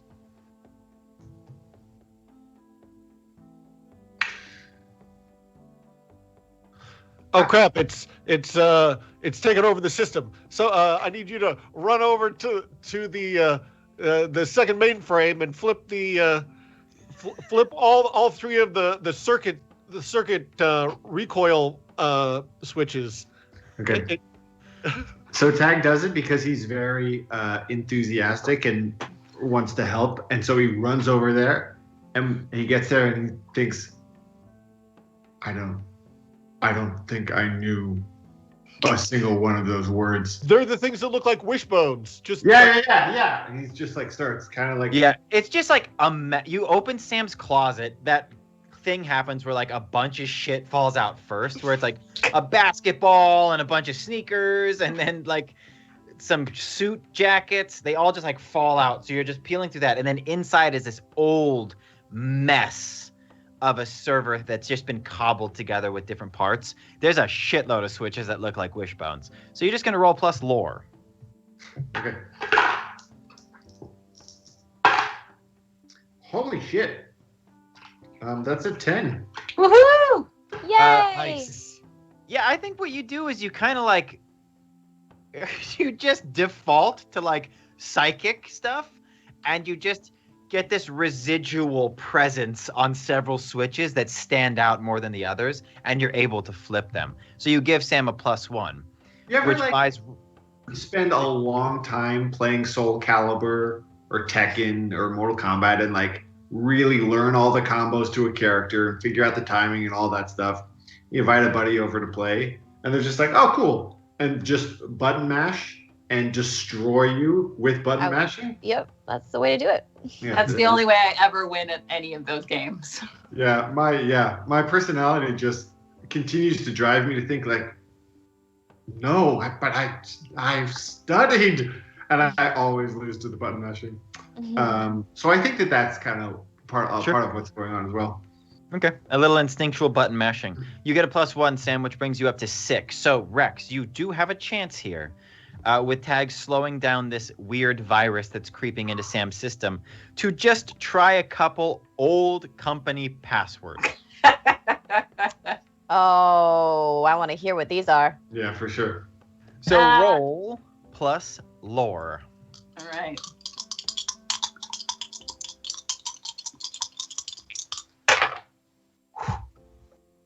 That is an 8. Cool. So what that means is you're able to, on your 4th try, get the correct password, which was? It was Noob Master 72. They started with Noob Master 69 and then just kept going. So Noob Master 72 works, but on the 4th attempt, you are alerted that your login has been noted. So you know that the company knows that whatever you're about to find out, you know, because they will be able to track. They won't be able to, because of Sam's system and Tag's ability to roll a full success on shutting that shit down, they will not know that the information was obtained outside their network, like from Sam's computer in this office on these floppy disks.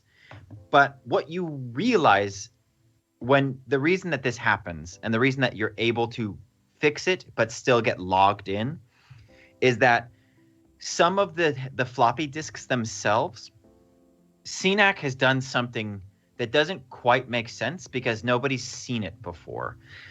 He's cloned parts of the company's network and embedded them in these disks, which allowed him in that derelict warehouse to make like a proxy server in which he could masquerade as somebody in the mainframe. So what you know about CNAC is that he was a company robot, and they were going to decommission him. So he has been in their network before. But whatever he's doing now, this was done with magic, not with tech. Or it was done primarily with magic. Because what you learn on these floppy disks is another way that magic has been carrying a burden for some of the technology the company's been using lately. So it looks like, Rex, you must have at some point been inside the company headquarters and accessed this information. They won't know you did it here, but they will know everything that you find out. But you are in. And with a partial success, you will get to ask me 2 questions. But let me give you a baseline of information first. So these floppy disks, let me see. They actually contain information that CNAC has stolen through this roundabout way about the company's new device, which we are going to refer to as the siphon, because we will officially be having that thing I always do where I give a little bit too many of the same thing. So we've got the O-side device, which is attached to CNAC's chest. And then you have a new device, which you've heard rumors of. You now know the name of it. It's called the siphon. That's what's going to be on this disk. So I'm going to let you ask me 2 questions, and I'm going to give you some information. But just to recap, so you have more of an idea, the rumors that you've heard is that the siphon is based on the O-side device, but has been perfected to be more stable. You also have heard that they are using the siphon to shut down the barrier and do whatever it is Half-Dad has asked you to stop them from doing. They're using siphon or OSI to do that. Siphon. OSI was just a prototype. It's not tied to any current activities other than everybody in town wanting to get their hands on it. It's like a toy that somebody built that's very dangerous. The company liked certain things that it did, and they made their own. So right now, the OSI device is really just a liability. The company wants it because it shouldn't be in public hands, and nobody should know that it exists, and it also does bad stuff. Everybody else wants it because they think they can use it to get an upper hand in the city. So the OSI device is just a toy. The siphon is what the company built to flip the switch on the malice, essentially. So with that in mind, you can ask me two things from the Investigate a Mystery list. As always, you're able to bend them to better fit the situation. And because you're all kind of crowded around this monitor, I will let you as a group decide what those things are. I'd say if anybody has a gut reaction, just let it out and you guys can discuss whether or not that's the way you want to go. I think my gut reaction is, how do we stop it? Y'all good with that one? Yeah. Cool. You do find a like a subfolder dedicated to contingencies. And what you find out is that the siphon has created a bridge from the Void Planet into the realm of Malice. It is a direct line. They have bypassed the phase state.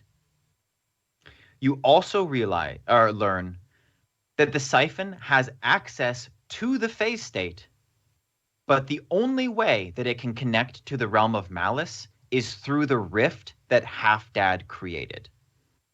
But it's kind of a one job at a time thing. So while it is hooked up on this direct line to the Malice, they're not using it to do anything else, because they know if they disconnect it from the rift for even a moment, there's a good chance that whoever's on the other side and doesn't want their energy to be stolen could close that rift off permanently. So the Malice has been opening these rifts to steal energy for a long time. This is the company's way of fighting back, and essentially Half-Dad opens the rift. Because the siphon is in place, company comes in, steals the Malice's energy. Mm-hmm. Which isn't a bad thing. Well, the Malice has a big store. You've seen a fuckload of batteries that are full of a bunch of different magics that the Malice has been stealing from stuff. So not only does the Malice have a bunch of their own energy, they've got a bunch of stolen energy too. So it's kind of like hooking up a shop vac to a nuclear reactor. Wait, so the siphon, it doesn't just close it off, it takes out as well? Yeah. It's created a seal around this rift and is using it like a window, and it's just pulling everything out of it. What the hell does the company want with the energy? What? Weapons, monetization. It's like we got two assholes fighting for energy. Ugh. Sounds like our world. You get one more question. Oh, yeah. So to be just like non-flavory about it, it's a machine, so you can destroy it like every machine gets destroyed. You have a feeling, though, if it is in the midst of being hooked up to a nuclear reactor, you might not want to just hit it with a hammer. You might want to turn it off first. But when it does get turned off, the way that you truly stop it is allowing Half-Dad to just close the rift, which he cannot do while the siphon is on. So we just find the siphon by finding the rift? Yeah. That is, yeah, I hadn't thought about that. That is one way that you could find the siphon. And they just They could do this anywhere. They just happened to build it at the time. It was ready at the time that Haftat opened up the portal on Void. So Void is the first time they're using it. Yeah, you get the impression that it actually was probably built. I'll give you this one for free. I think that some like surface level knowledge would just be available in like the breakdown of what the siphon does. In its specs, you get the impression that the O06 device was actually created a while ago, and until recently had just been kind of deemed too dangerous to use. But the siphon wasn't finished until Void had been underneath the barrier for a while, because they were completely locked off from the rest of the system, just like everybody else.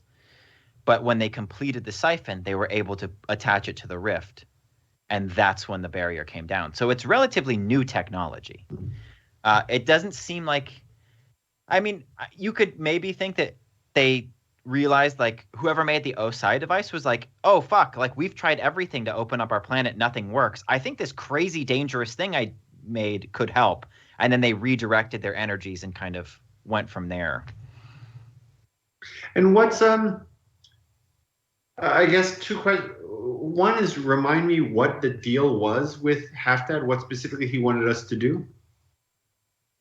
Get the key. Yeah. The key to. And there's I think he was kind of like, hey, please stop the company.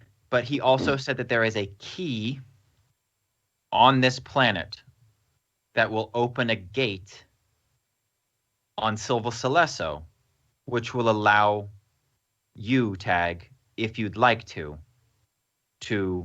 separate yourself permanently from the Malice. Okay. And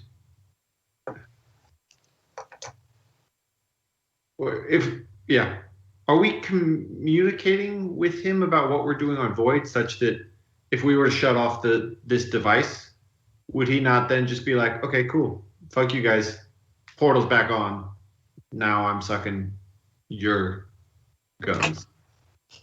He made it clear that he kind of said, I'm a man of honor, but he said once we finish our business, it will probably be back to where we left off.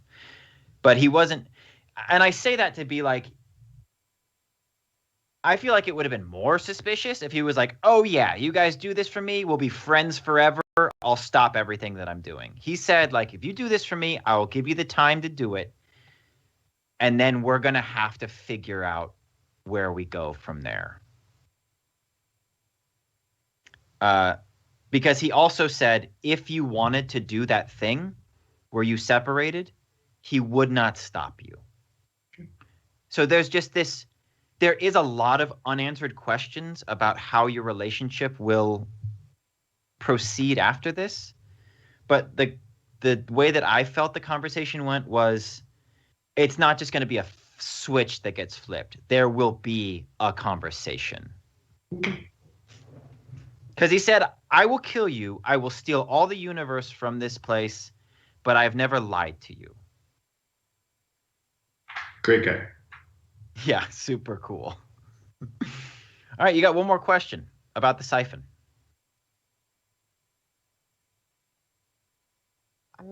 What else is there? I mean, you've answered pretty much everything. We know where to find it. We know what to do with it. Well, you know that you could try to use a rift to find it, but you also know that the device is doing something to the rift, and you don't know if that's going to affect your ability. Oh. Where would be the first... Who... Does it give any authorization on the blueprint of who's using it? To give a name? It's just the company who's using it. Oh. You could find out where it is. Yeah. If you want to skip that step. Yeah, okay. So the siphon is installed in the executive research facility in the basement of the primary company headquarters. This is the company flagship. It is also where the board happens to meet. Of course.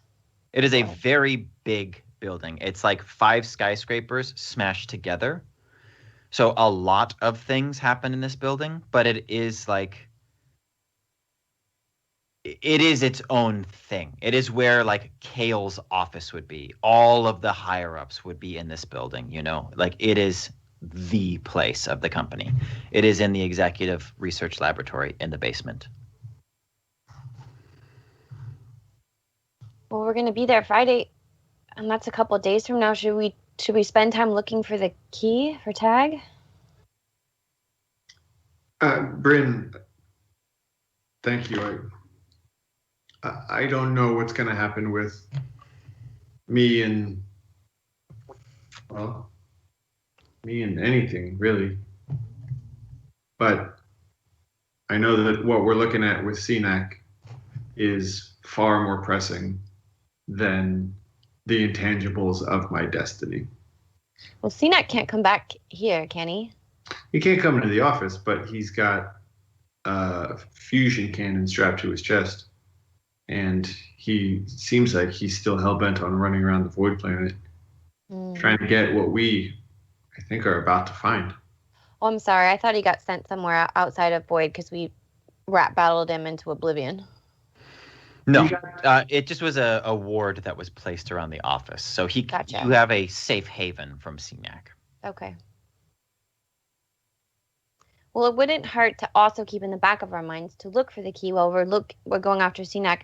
Not that I'm saying you have to use it, but it would be nice if you had the option. No, I know. It's one of those things that it's been on my mind, and I you know, if I were to look at my to-do list, there's just really one thing on it, and it's, I don't know if you guys ever do this, but it just is easier to pretend it doesn't exist than to just do the thing and be done with it. It's not even easier because then it actually takes an extraordinary amount of psychic and emotional labor to continue putting a wall up between me and that thing and not doing it. But that's just the choice I keep making, I guess. Well, I'm here to help you. You just put me to work. I'll do the thing. I'll help do the thing so you don't have to think about the thing. That's very sweet of you, but I worry that doesn't really address. Yeah, thank you. Thanks. I'm not trying to. You're a pretty kick-ass friend. Well, I just want to keep you around forever and ever, and I can't have half-dad stealing you away, so it's very selfish. Yeah, actually, when I think about it like that, you're a pretty selfish friend. I'm really selfish. The worst. Okay, here's what I propose after that beautiful scene. We're going to take a 2-minute break. Then we're going to come back. There's something that I want us to get to today. So we're going to do that for sure. If you want to question the baby men, I'll let you, but we're going to kind of like breeze through it. Forgot about them. Okay. Oh, I've let's definitely take a 2-minute thought break. about the baby men. All right. Toodles. See you in a second.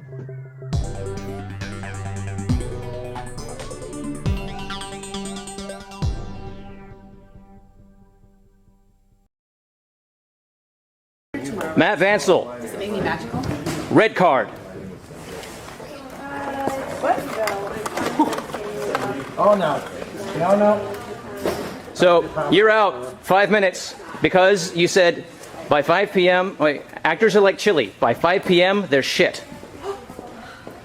Fair enough. It's a fair cup. You in.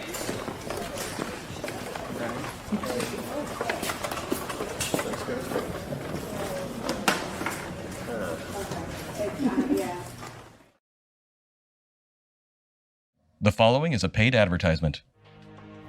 You all had the stew? Mm-hmm. Okay, yeah. I need everybody to make an easy constitution check. Are you kidding? You all rolled ones. That's okay. It's just stew. They serve it at the inn all day long. No big deal. She'll be fine. Okay. What? What? Your entire party dies of dysentery. Gosh, we have builds that should let us survive that, but our dice betray us. I wish there were a way to show these dice what we really thought of them. Has this ever happened to you? Your dice just hate you. You've tried everything to get them to roll well. That's right. You can do this. Just let me know what you need. Massage, bubble bath. You could go on a date after this. Yeah, Chuck E. Cheese. Seducing. Hey, come on, baby, don't be like that. We're together. And the mood is right. Reasoning. You are a 20-sided die.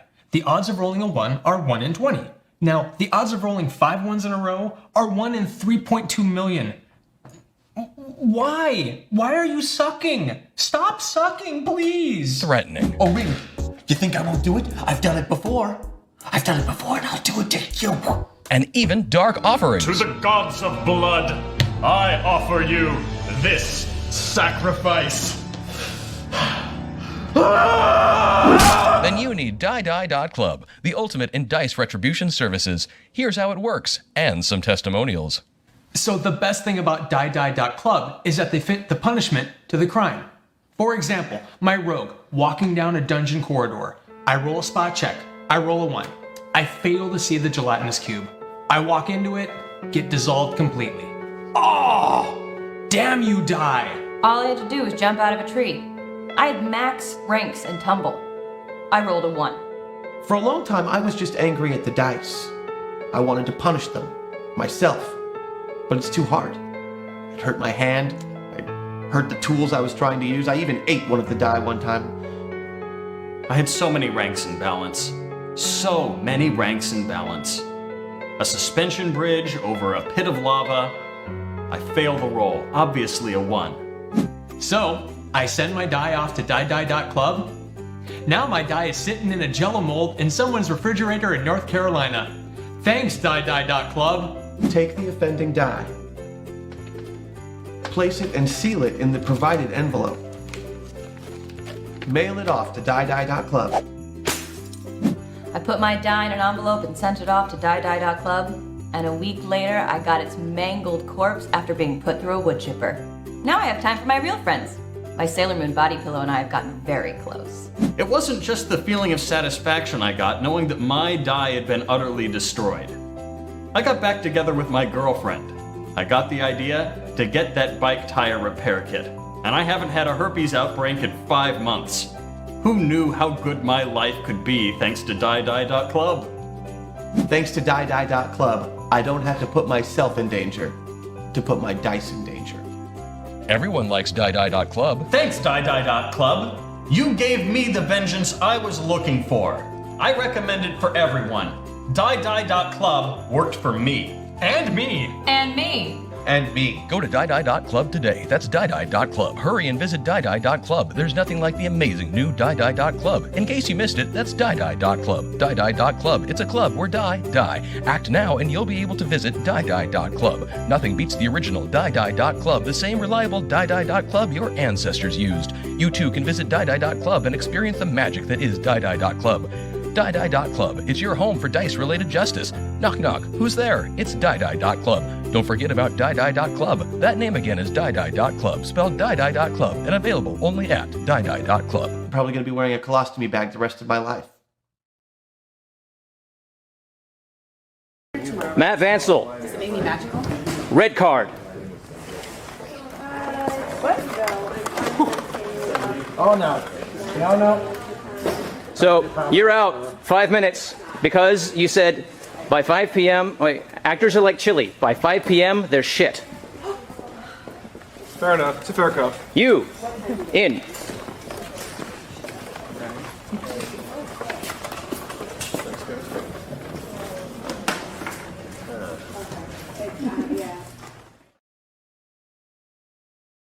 The following is a paid advertisement. You all had the stew? Mm-hmm. Okay, Yeah. I need everybody to make an easy constitution check. Are you kidding? You all rolled ones. That's okay. It's just stew. They serve it at the inn all day long. No big deal. Should be fine. Okay. What? What? Your entire party dies of dysentery. Gosh. We have builds that should let us survive that, but our dice betray us. I wish there were a way to show these dice what we really thought of them. Has this ever happened to you? Your dice just hate you. You've tried everything to get them to roll well. That's right. You can do this. Just let me know what you need. Massage, bubble bath. You could go on a date after this. Yeah, Chuck E. Cheese. Seducing. Hey, come on, baby, don't be like that. We're together. And the mood is right. Reasoning. You are a 20-sided die. The odds of rolling a 1 are 1 in 20. Now, the odds of rolling 5 ones in a row are 1 in 3.2 million. Why? Why are you sucking? Stop sucking, please. Threatening. Oh, really? You think I won't do it? I've done it before. I've done it before, and I'll do it to you. And even dark offerings. To the gods of blood, I offer you this sacrifice.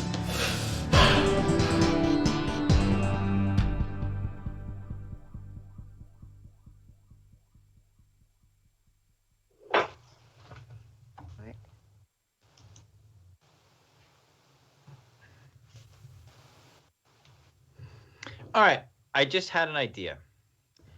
We're gonna hold off on you guys talking to the baby men, but it's very important that we remember we have them, because I'm gonna incorporate that into a much bigger sort of preparation thing that you guys are gonna need to do, probably at the end of next episode or the episode after that. So you have an asset, okay?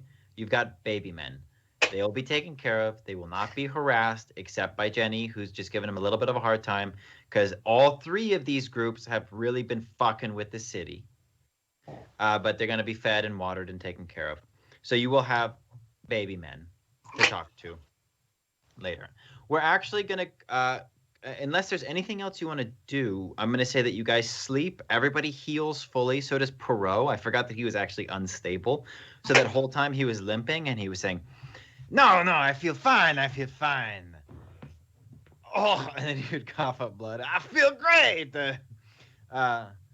So unless there's anything else you want to take care of, I'm going to say you guys... This is French coughing. It has extra flavor. We don't cough like you barbarians. Yeah, so is there any other scenes you guys want to have on this, the end of Tuesday night before Wednesday morning?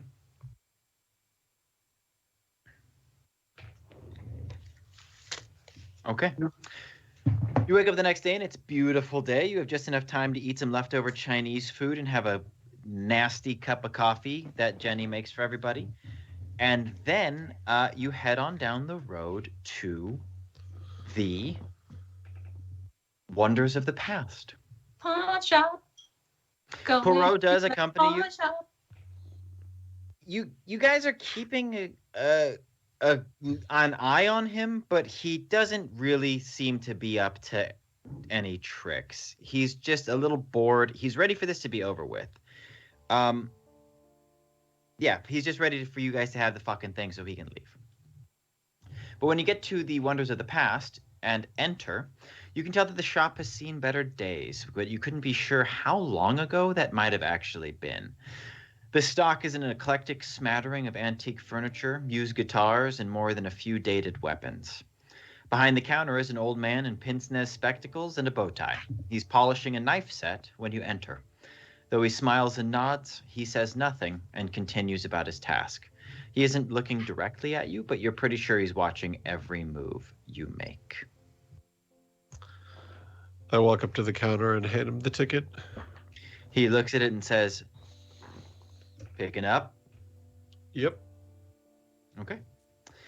He waits for the rest of the party to join you and then escorts you all into the back room, where you see that there is a large built-in bank vault and little else.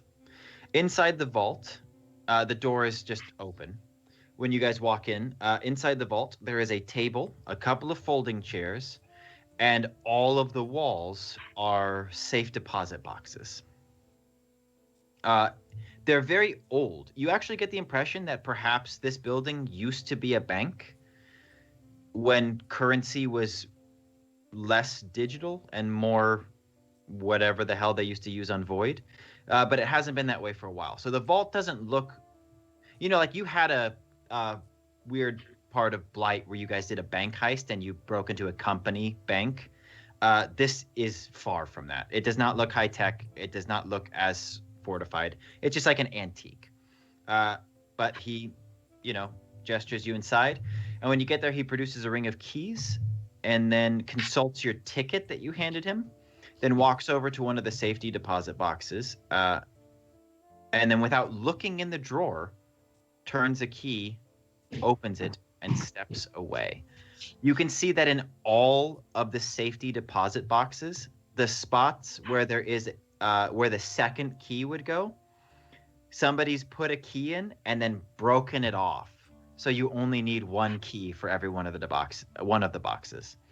So he just opens the drawer and steps away and says, "Would you like some privacy?" And then he gestures to the vault door. Yes, please. Yes, please.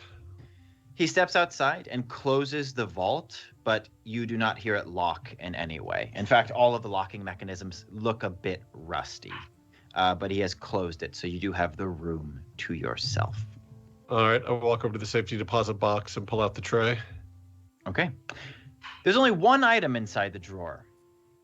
It is the instruction manual for the O06 device. The book is handwritten and hand-bound. Every margin is full of notes and doodled diagrams. This is not an official instruction manual. You get the impression after reading through some of the entries in here that it's half journal, half technical description and instructions for the device, most likely written by that scientist who made it herself. Okay.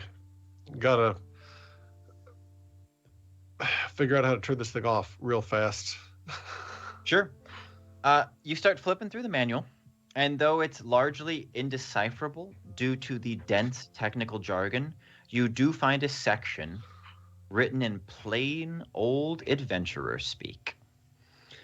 And I'm actually going to drop this into the chat so that it sounds like Sam is the one who is holding the manual. I'm going to drop this into our Skype chat there, Sam, for you to read to your buddies.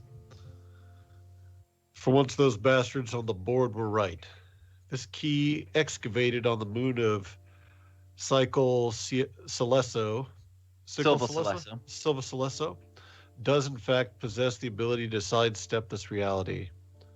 Whatever lock it belongs to must not exist in our world.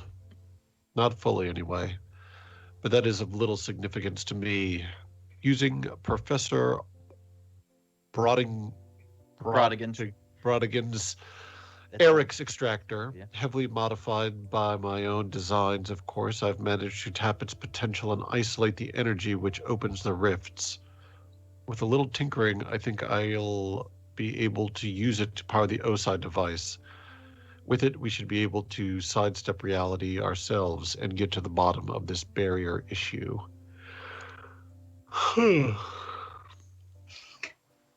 Wait, it's the key? This was the key? The key, it sounds like, powers the O06 device. And it's not used on this planet. It's used on it said Silva Celesso, right? Yeah. So that's your key. Somehow it ties into Half-Dad. Yeah. They say that it was excavated, so it would have been found in some kind of dig and then brought back. And then she was able to use its inherent properties to power the device. Because it allows things to sidestep reality. That's scientist talk. What you're hearing when it says in there that whatever lock it belongs to must not exist in our world, that it allows things to sidestep reality, you're like, oh, that's the phase state. Because for scientists, for people who do not have magic, that realm you are so able to easily see into, step into, do things inside, pull energy from, it does not exist for 99% of the population. So this is them breaking the code and figuring out how technology could get into the phase state. Oh, and that's what CNAC can do with it? Yeah, I mean, he's opening portals constantly, you know? Yeah. And the key's inside the device, it says. There are two other pieces written towards the end of the journal, you can tell that they were probably the last 2 entries. The first one says the O06 device is somewhat alive. That's the layman's terms. There's a bit of self-aware AI stuff going on, but it's not really an AI. It's more magic than tech, so that complicates things even further. And then there's an entry right below that, and it says, the company and me too, I think, believe that the O06 device is drawn to this siphon because it thinks it can combine with it to absorb even more power. And then it's dated, and there is nothing else. There's probably 4 or 5 blank pages in this notebook. Do you think CNAC is looking for the siphon to combine them? But didn't CNAC say that he was looking for the... It might be making this up. Was he looking for the manual to figure out how to turn it off? Yeah, from everything you've seen with CNAC, there seems to be 2 objectives that are in contrast to one another. There is a robot who wants to free himself from this device, and then there is another objective of gaining more power, as though the device itself is intertwining having with its his own agenda. Yeah. Yeah. And the last couple times you've seen him, he's been losing that fight. Rex, you stepped through a portal into CNAC's workshop, you said. Yeah. Do you think that if Bryn and I brought a little bit of magic to the table, a little phase state transmogrification, that you could lead us back there? I can try. I mean, I don't know what there's left to find there. Well, I don't... I destroyed it really good. Oh, no, believe me, I don't for a minute doubt your destructive capabilities. What I mean is that... Yeah, that's right. You shouldn't. He sort of is just like, Tag takes 1 harm. Psychic. I don't want to face CNAC again, but I also, and Tag turns to the group, I don't see another way out that doesn't go through him. No, and if the O06 device is operating on magic, I feel like we can have an upper hand on it. We know magic. Maybe we can work with it, pulling it out. Yeah. Yeah, so my thought, Rex, was to head there and either hope that if he is using it as a home base of sort, comes back, or if we have to take the further step and bait him there. But if we can get there, and if we can kind of set that place up to have a battle go in our favor, I'll be honest, I care about CNAC, and I don't want to see him go down this route, but the reality is also that it's the device. The device is behind so much of this, and even if CNAC weren't a friend, and I do consider him a friend, I still think that we have to try to take this back, or take this out of him, or something. You combine this O06 device with the siphon, with the key, and you're talking about 3 disparate components of incredibly dangerous and incredibly powerful magic that all seem drawn towards one another. Listen, I don't disagree with you. If we can get this out of CNAC, that's what I want to do. But I have to tell you, I don't think we've ever faced anything like CNAC has now. I've faced him twice and barely escaped with my life both times. I don't know that we're ready to face him again. Yeah, you're probably right. So let me interject here for just a moment. You guys have actually begun what was going to be the next big task. And so here's what I propose. I say we just ride that and do it. I'm gonna skip a little random encounter I had that was bullshit anyways, because you're just onto some juicy meat, and I'm trying to suckle the bone here. Okay, so here's what I think you guys do. I do think we should have like that kind. I'm not saying not right now necessarily, but I do think there could be some good things to learn from those baby men. So I don't know. They're actually going to factor into what happens next. Okay, great. So, the first thing you'll want to do, Sam. Storytime hashtag Sam. Here's a flashback for next time. Time to dig into Tag's past and see what we can see as far as previous father figures go. And an extra point for Sam, so maybe we can hack things a little better next time. Did I get that right? A story time for next time? A story time and a point for Sam. So it's time to dig into Tag's past and see what we can see as far as previous father figures go. So a flashback with a father figure. Okay, I think that'll be maybe our cold open. That'll be wonderful. Hooray! Thanks, Mark. Thank you, Mark. Figure was Sam, or is no an extra point for Sam so he can hack. So she bought 2 things. Yeah. Thank you, Mark. Thank you, Mark. That's gonna be fun. Mark. So here's what we're going to do. This is another component of Monster of the Week that we don't use often. We've done it a little bit in the past. We did it on Fire Planet a little bit and a little bit with Slokta. But I'd like, on my part especially, to lean into what we're about to do and make sure that I give you guys the opportunities and then honor them to have it affect things. Because in the past, I was more focused on the monsters that you were going to be fighting and just doing a regular fight. But because of the stakes on this planet, we're actually going to change things. At this point in Monster of the Week, when you've accumulated as much information as you have, typically the hunters sit down to discuss the hunt and do exactly what Tag was just talking about, which is choose a couple things and get them lined up so that you can set the stage for what will be your final battle against the boss in this case being Cenac. So I think what happens is, first of all, Sam, I'm going to leave this to you. What do you want to do with Perot? Are you bringing him home or are you cutting him loose? We can cut him loose. Okay. Perot just leaves and he says, just so you know, I'm going to tell everyone I see that you have the instruction manual, that I no longer have it. I'm out. Au revoir. Au revoir. And he leaves. Okay, so Perot's gone. I think that you guys stow the manual and you go back to Sam's office. We're going to use the last bit of this session, because we have just a little bit of time, to initiate the conversation that's going to set us up for next time, post story time, of course.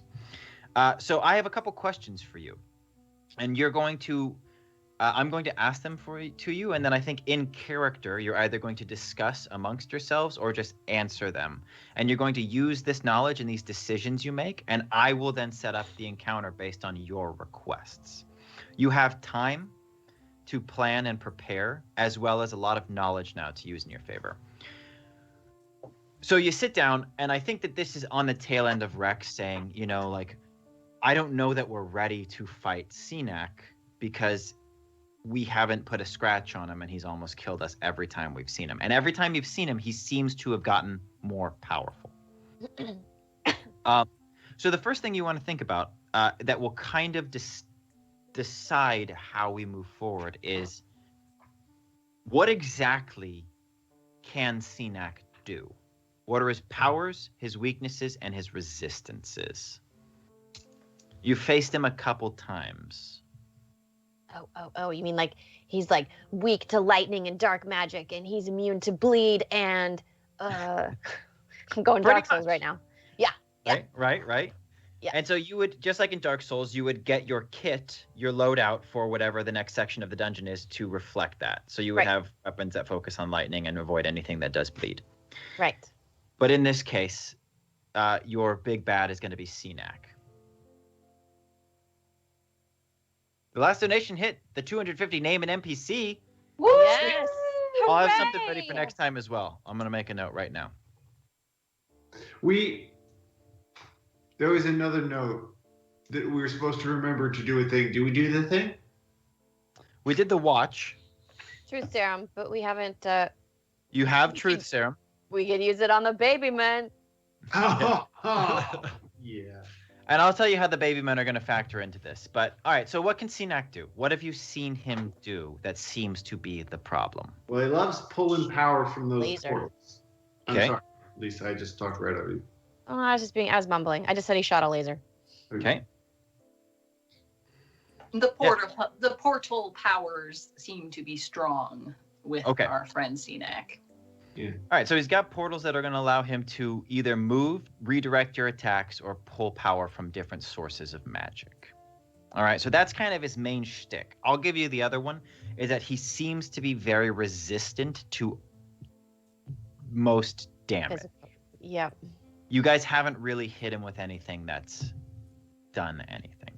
So keeping that in mind- Emotional damage is where we need to focus our efforts. I Really actually think that that's compelling. ruin his self-esteem. Psychic damage. Yep. I was thinking more appeal to his humanity, but ruin his self-esteem. Yeah, we could Yeah, I was break him going down. to humanity too. Make him stronger than the device. All right, so Oh. that's the only little pop quiz portion of this. The rest is going to be me asking your characters what you want. So that's just to get you in mind of what he's packing, okay? So the first thing is, what is your objective? Do you want to capture CNAC? Do you want to kill CNAC? No. I know that you want the device. How do you want to go about getting it? Well, shall we have this conversation? Shall we have Yeah. this? Please. I'm going to just kind of carry it off. Do we want to just do one of those like Sorkin-y things where, or I guess Nolan-y things where we're having a conversation, then we're in a different location, but continuing the same sentence that we were on before? Yes. So I think we're back in perhaps the hideout, eating some Chinese food. There's a chalkboard up. We've got our sleeves up. We're like, I've clearly erased a bunch of stuff, written some new stuff, crossed it out, written over it. We've really had our heads together for the last couple hours trying to tinker this one through. So it's one of those, it's the trolley problem, right?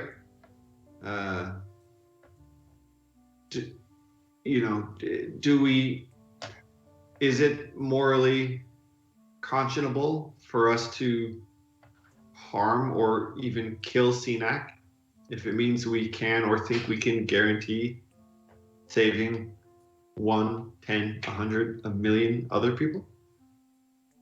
Yes. Yeah, but it's CNAC. Listen, I don't want to hurt CNAC, and if we can recover the device, good. But that device and him using it can literally destroy our entire galaxy. So if it's a question of whether or not we take out CNAC, or if that thing gets a chance to kill more people, it's not a hard choice for me. I know I don't necessarily speak for all of you, but that's how I feel. Well, Rex, I'd be lying if I said I wasn't glad that you were here and able to make those choices. But, I mean, God, I don't know. So, Bryn, he pulls power from the phase state. The E06 device, we now know, is a scientist's attempt to navigate the phase.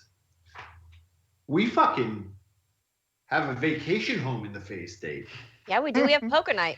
We're out there drinking Capri Suns till the doves come in. Playing bunco. I feel like we've got to be able to use that to our advantage. Now, We can't be hurt in the phase state, can we? We just get thrown back into our bodies. You haven't really, Andy. Yeah, you haven't really had much. You haven't uh, had much happen to you in the phase state. Yeah, it takes a strange form, but it's certainly by no means a safe space. Now, guys, I'm going to say something, and it's going to kind of just be a word I'm throwing out and I want you to follow up on it because it's not my area of expertise, but I'm excited to think about traps. Anybody like a good trap? Oh, 100% on the trap. And I think you may have actually come up with the best way to combat CNAC. Appealing to his humanity? Booby traps? Breaking him down emotionally? Well, I too am like Rex. I don't have an emotional investment in a robot. So, whether or not CNAC is destroyed in the process of reacquiring the OSI device is not part of my consideration, so feel free to modify my suggestions based off of your own emotional compromise. Can we just save his head and reprogram him onto another body and just obliterate everything else? We haven't really talked about how robots work in this world, so Are they sentient? No? How far advanced are they?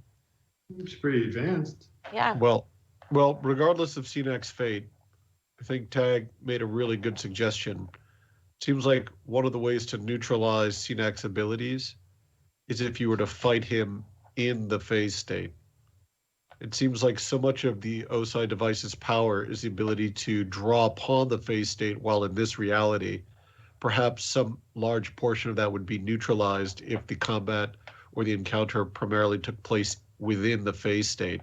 I don't know if there would be quite as much advantage to try to draw our reality into the phase state. So I'm just taking notes based on this. So it sounds like the how, is that priority 1 is capture CNAC, but plan B is destroy him. So we're looking for a capture first, and if that fails, kill. Which brings us to where, which it sounds like ultimately you'd like to end up in the phase state.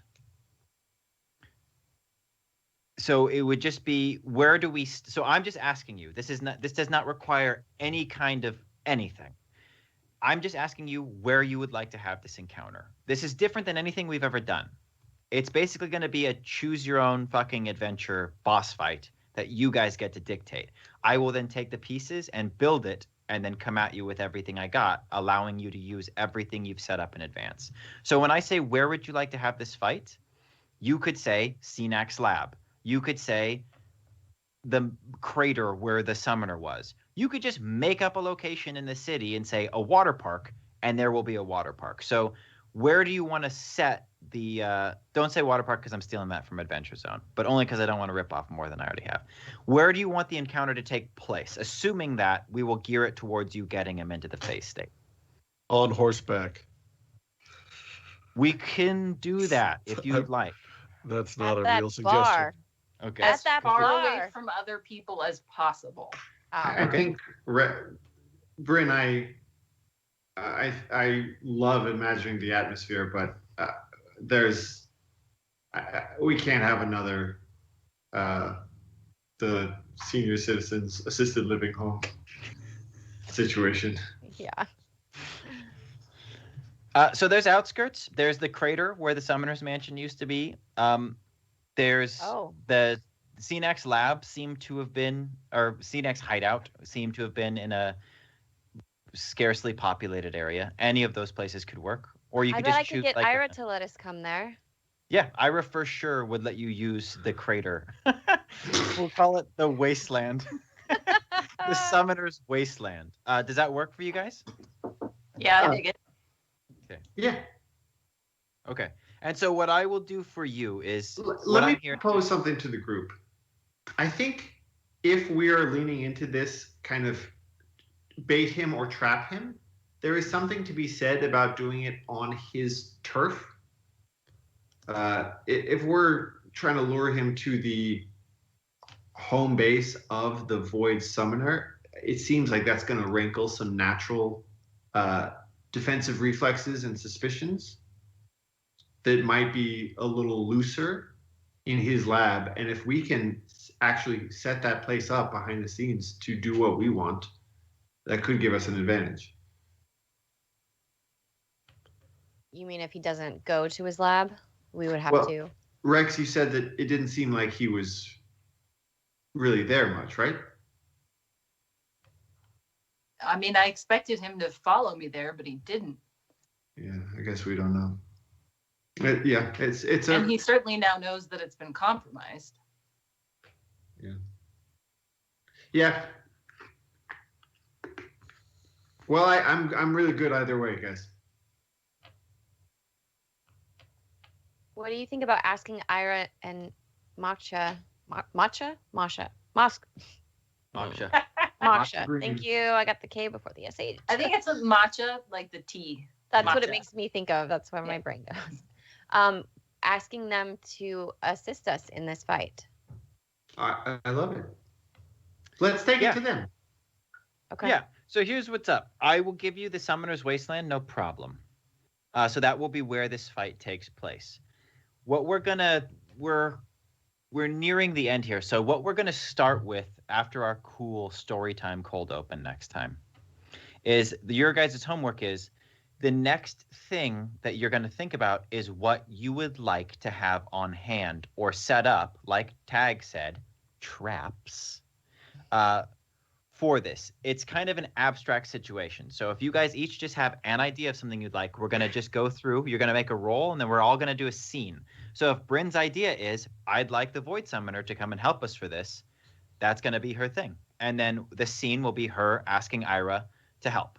And she'll have to roll, and the roll will dictate my parameters for what I give, but basically I'm going to leave it up to the improv because I don't love being tied to the dice. I think it'll just flavor things.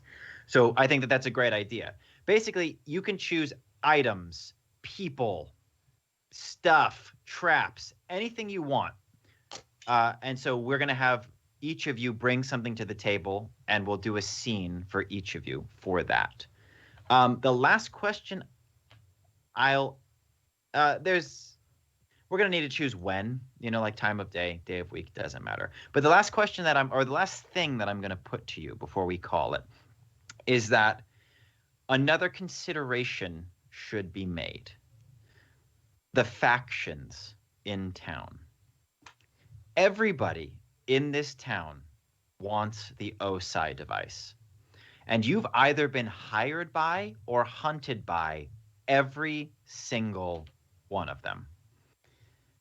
And there is a good chance that they will interfere with your plans one way or another.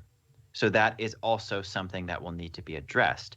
But you just happen to have 3 baby men who belong to each one of these factions at your disposal who may be able to give you a little bit of intel. And as that thought crosses your mind, we see Rex swing the door open, ready to be intimidating against these baby men. But Jenny's out there dangling another noodle going, yeah, get it, you little bastards. Jump for it, you little bastards. Blackout. Hooray!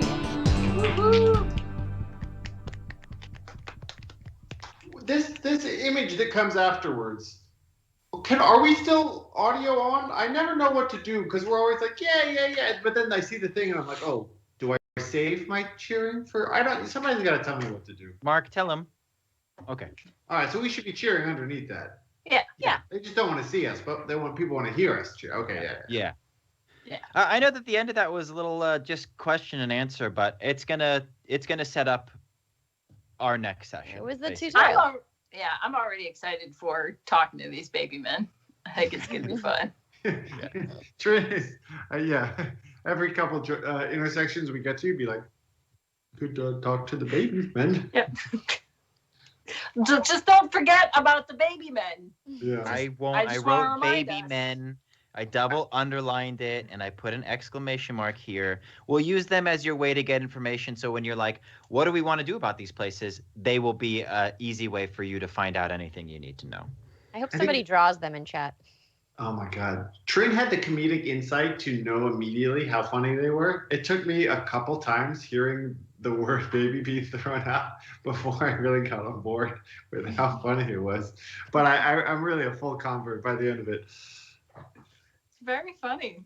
I think I've laughed more this episode. I mean, I've definitely had God. episodes where I've laughed a lot, but I think this one takes the cake. Yes. It was fun.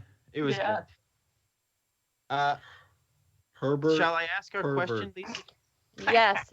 Pervert. Is that when I do it now? Yeah. That name's I just- never not going to be funny. It's Ever. always gonna be funny. Good was job on that, amazing. Connor. That was so quick. Amazing. That was teamwork. You came up with Herbert. He came up with Pervert. It was so Yeah. good. That was, yeah, exactly. We That was were the alley oop. Speaking of names, we got an NPC name that we'll need for next time. So I'm going to think about who that's going to be. I'm going to hit up Merc because she always knows everything. And we're going to get an NPC name from chat. What about, this is kind of cheating, but because chat has been so good to us, So good. and I'm kind of forcing a little bit because I'm proposing this on stream, what if instead of just one NPC name, we gave chat 3 NPC names? Oh. Baby man. Yeah. And we get the baby men? Name the 3. They are a third of the size, so altogether they equal a whole. Yeah, I love it. Merc, if you're listening, and you are, and I love you for that. We'd like chat to name the 3 baby men. There's a company problem solver, a white coat, and a Morelli Goomba. Yeah. And while they have no birth connection to each other, if these 3 names played off one another, that wouldn't be the worst thing in the world. You know, like a Huey, Dewey, and Louie kind of thing. Mm-hmm. But it's not they're not my NPCs to name. All right, we're going to ask our question for the cast coming hot out of chat. We're going with Meta Voice again, who is killing it. So if you want your question to be asked, you've got some steep competition. But this question is from Meta Voice, and the question is, what TV show would you reboot so you could star in it or help out behind the scenes? That is an important distinction. So don't just say Firefly like I want to, because you want to see season 2. Oh, I know. What do you want to be in? I know. I don't have an answer, so you Should guys. we also pick the character you're going to be? Obviously. Yeah. Good. So Go for it, Lisa. Orphan Black. Oh yeah. Like the best show ever. So good. I don't know. I could not do what Tatiana Maslany does, so I'm not even going to try to pick being a clone because she's so fucking brilliant. But Cosima, one of the clones, had a French girlfriend, and their relationship was so hot. So I would take that part.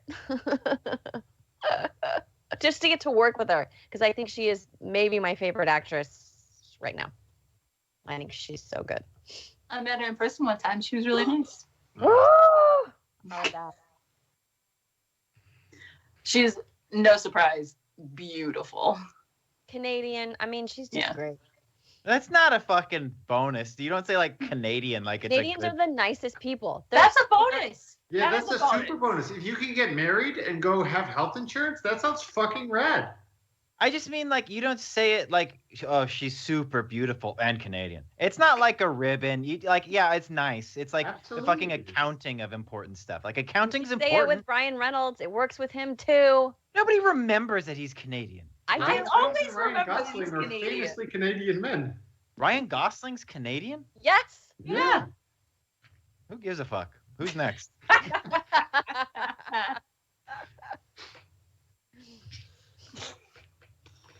Trin, you were on it. Yeah. Yeah, I had an initial thought, and then where Lisa went with it, I was like, oh, maybe something else would be more fun. I guess the question is it just you in whatever role you choose, but otherwise it's exactly the same? It's up to you. Whatever you want. It's a reboot, so you get to kind of, pick and choose whatever you like. Yeah. I'll go with what my gut instinct was. I'll just stick with it, which was the reason I became a biology major started off as a biology major in college is because I thought I wanted to be Scully. It was not until post-college that I was like, oh, I just wanted to pretend to be Scully. So I'm gonna stick with X-Files Scully. Oh, Yes. For a hot second there, I thought Scully was the seagull in Little Mermaid, but then I realized that's Scuttle. I was like, wow, that's why you became a biology major. Okay, like marine biology, I guess that makes sense. I stopped. I quit being a biology major when I had to take biochem and was like, no, absolutely not. I'm actually going to go next because I'm also choosing X-Files because to me, Mulder is the dream job. It's a supernatural procedural where you play a special agent. I would be in that reboot with you for sure. Fuck yeah. That'd be great. Just go on adventures with Jesse every week. That'd be great. Fuck yeah. I'll play the smoking man, but in order to awesome. repurpose it for 2021, instead of having him smoke cigarettes all the time, he's just gonna always have like a stash of Cinnabons and just be like, hey, I'm in town on some Cinnabons. Be like, yeah, that Cinnabon guy's back. I mean, it could be vaping man. Vaping man. Yeah. Yeah. And you could be Gen man Z. Better than Cinnabon man. Sure, it could be vaping man. You're right. Cinnabon man is clearly superior. Get that corporate money too. Get that Cinnabon money. All right. They walk into an apartment and they know you'd been there because everything's sticky. Because earlier they'd like smell like the smoke or they'd see the cigarettes, but no, it would be like you'd lift your hand off a desk and the paper would come with you and you'd be like, they've been here. They've been inside the apartment. Casey? One of those alien moments where like they're walking and they put their hand on like the rail. They're like, what?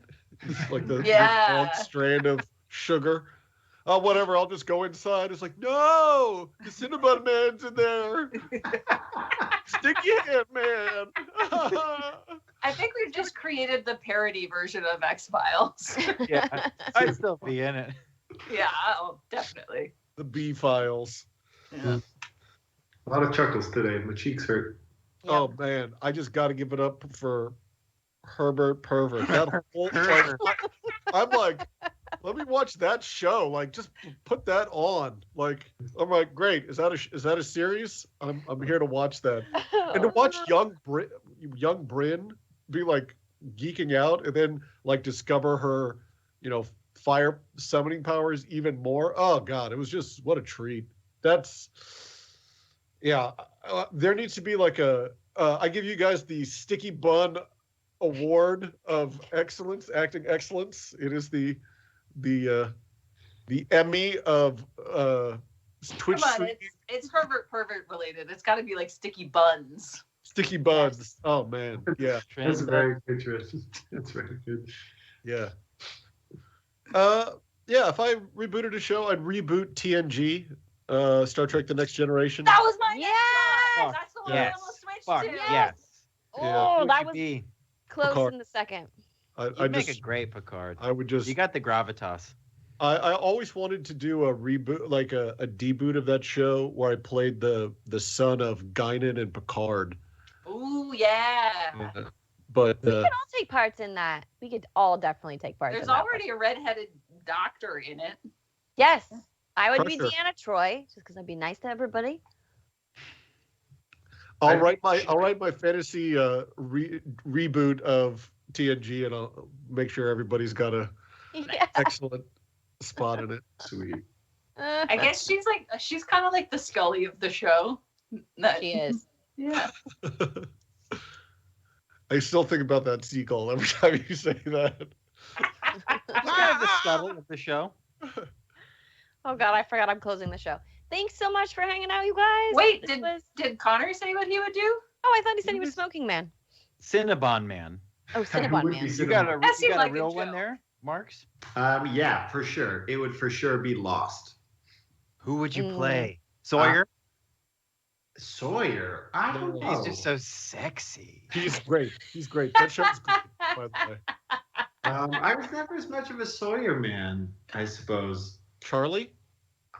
I'm not. It's hard to think of it in terms of injecting myself into a reboot. So I graduated college. I went to college for acting.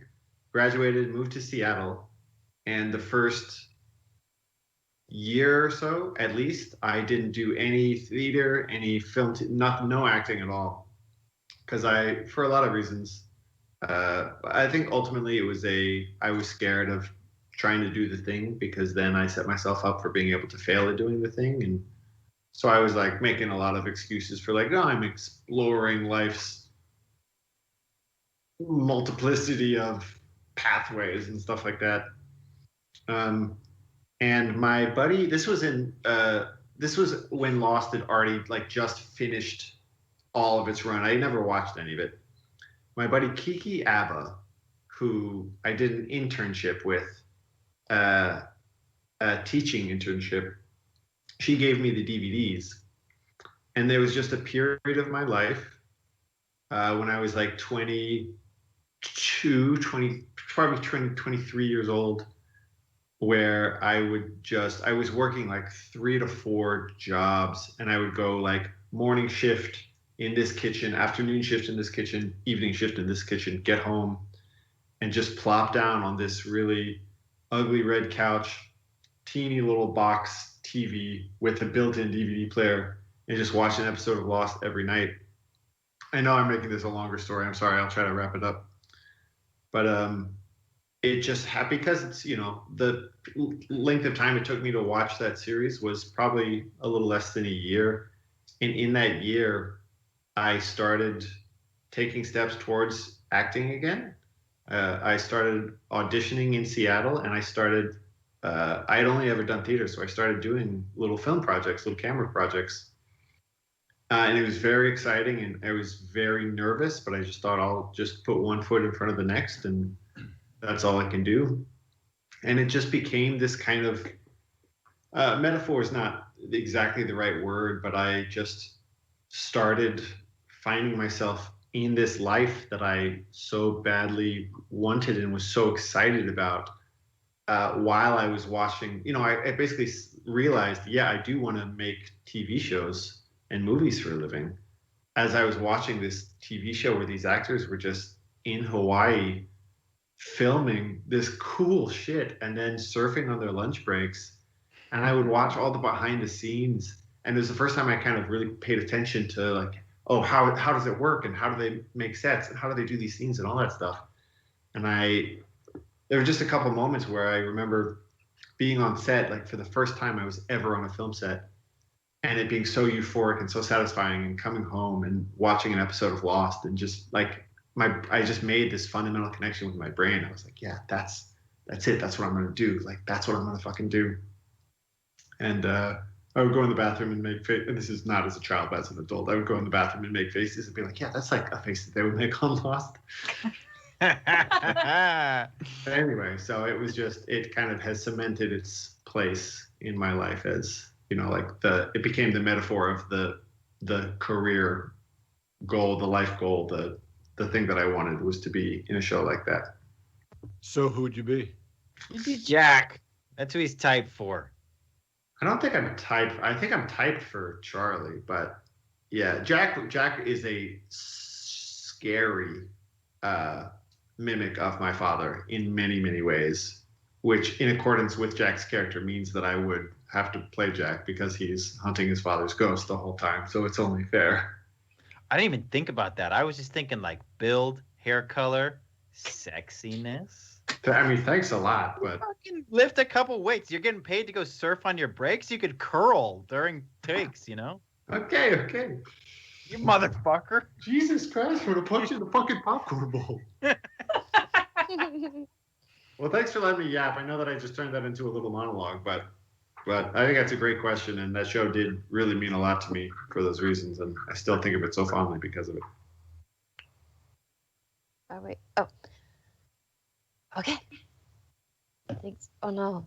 That was lovely. Thank you for sharing it. Thank you guys for hanging out. We had the best time. This was so fun. I look forward to every Wednesday. This time did not disappoint. So thanks for hanging out with us. Thank you to Mark Thomason for running our tech, which looked beautiful today. Hooray! Thank you, Mark. Love you, Mark. Oh, thank you to Aaron Buman for doing our intro and all our music and dope graphics and bumpers and everything. He's just incredible. Does incredible work. Thank you. Thank you to Mark Workey, our mod, keeping us honest in chat and all of she's keeping it wild. Like keeping it wild. Flashbacks have been really fun. Flashbacks are maybe my new favorite thing. Those are just really so fun. Yeah, thank you for gifting those to us so we could do them. Thank you to Zombie Orpheus for hosting us on their platform. We appreciate it. And thank you to everyone that donated today. My brain's like, I think it was Rob and Thing and Merc, I believe. If I missed somebody, thank you too. If you like us and you're new, you can follow us. We have a Discord. We're pretty active in our Discord. We have fun in there. There's fan art. There's a really dope picture of a giraffe with a fox on it. It's so like next level. You really got to check it out. We've got is Zoe game night in the Discord going on tomorrow? Okay, so probably Jackbox. I think that's the one. Yeah, Jackbox games tomorrow in Zombie Orpheus's Discord. You can find it there, and you can play at 6 p.m. Pacific Standard Time. And then The Reliables is on Monday, a new fun show that Zoe has cooked up for you guys. And then we will be back next Wednesday with an epic battle. We'll see you next. Woo! Thank you all so much. Are we rating somebody? Is that happening? Let's do that. Let's always do that. That's great. Yeah, let's fucking rate somebody. Are we rating somebody? I just thought I saw some discussion about that in the chat, so I didn't know if that was happening or not. Okay. I think we're rating, so stick around and let's go throw some waffle love over to, or some boy jumper love over to, hooray! Yes, we are rating Felicia Day. We're rating Felicia Day. So. Hey, why not? You're why welcome, not? Felicia. You're fucking welcome. You're welcome, Felicia. You owe us. Go Raider, You owe us. say hello, send some love, and we'll see you guys in a week. Thanks, everybody. Thank you.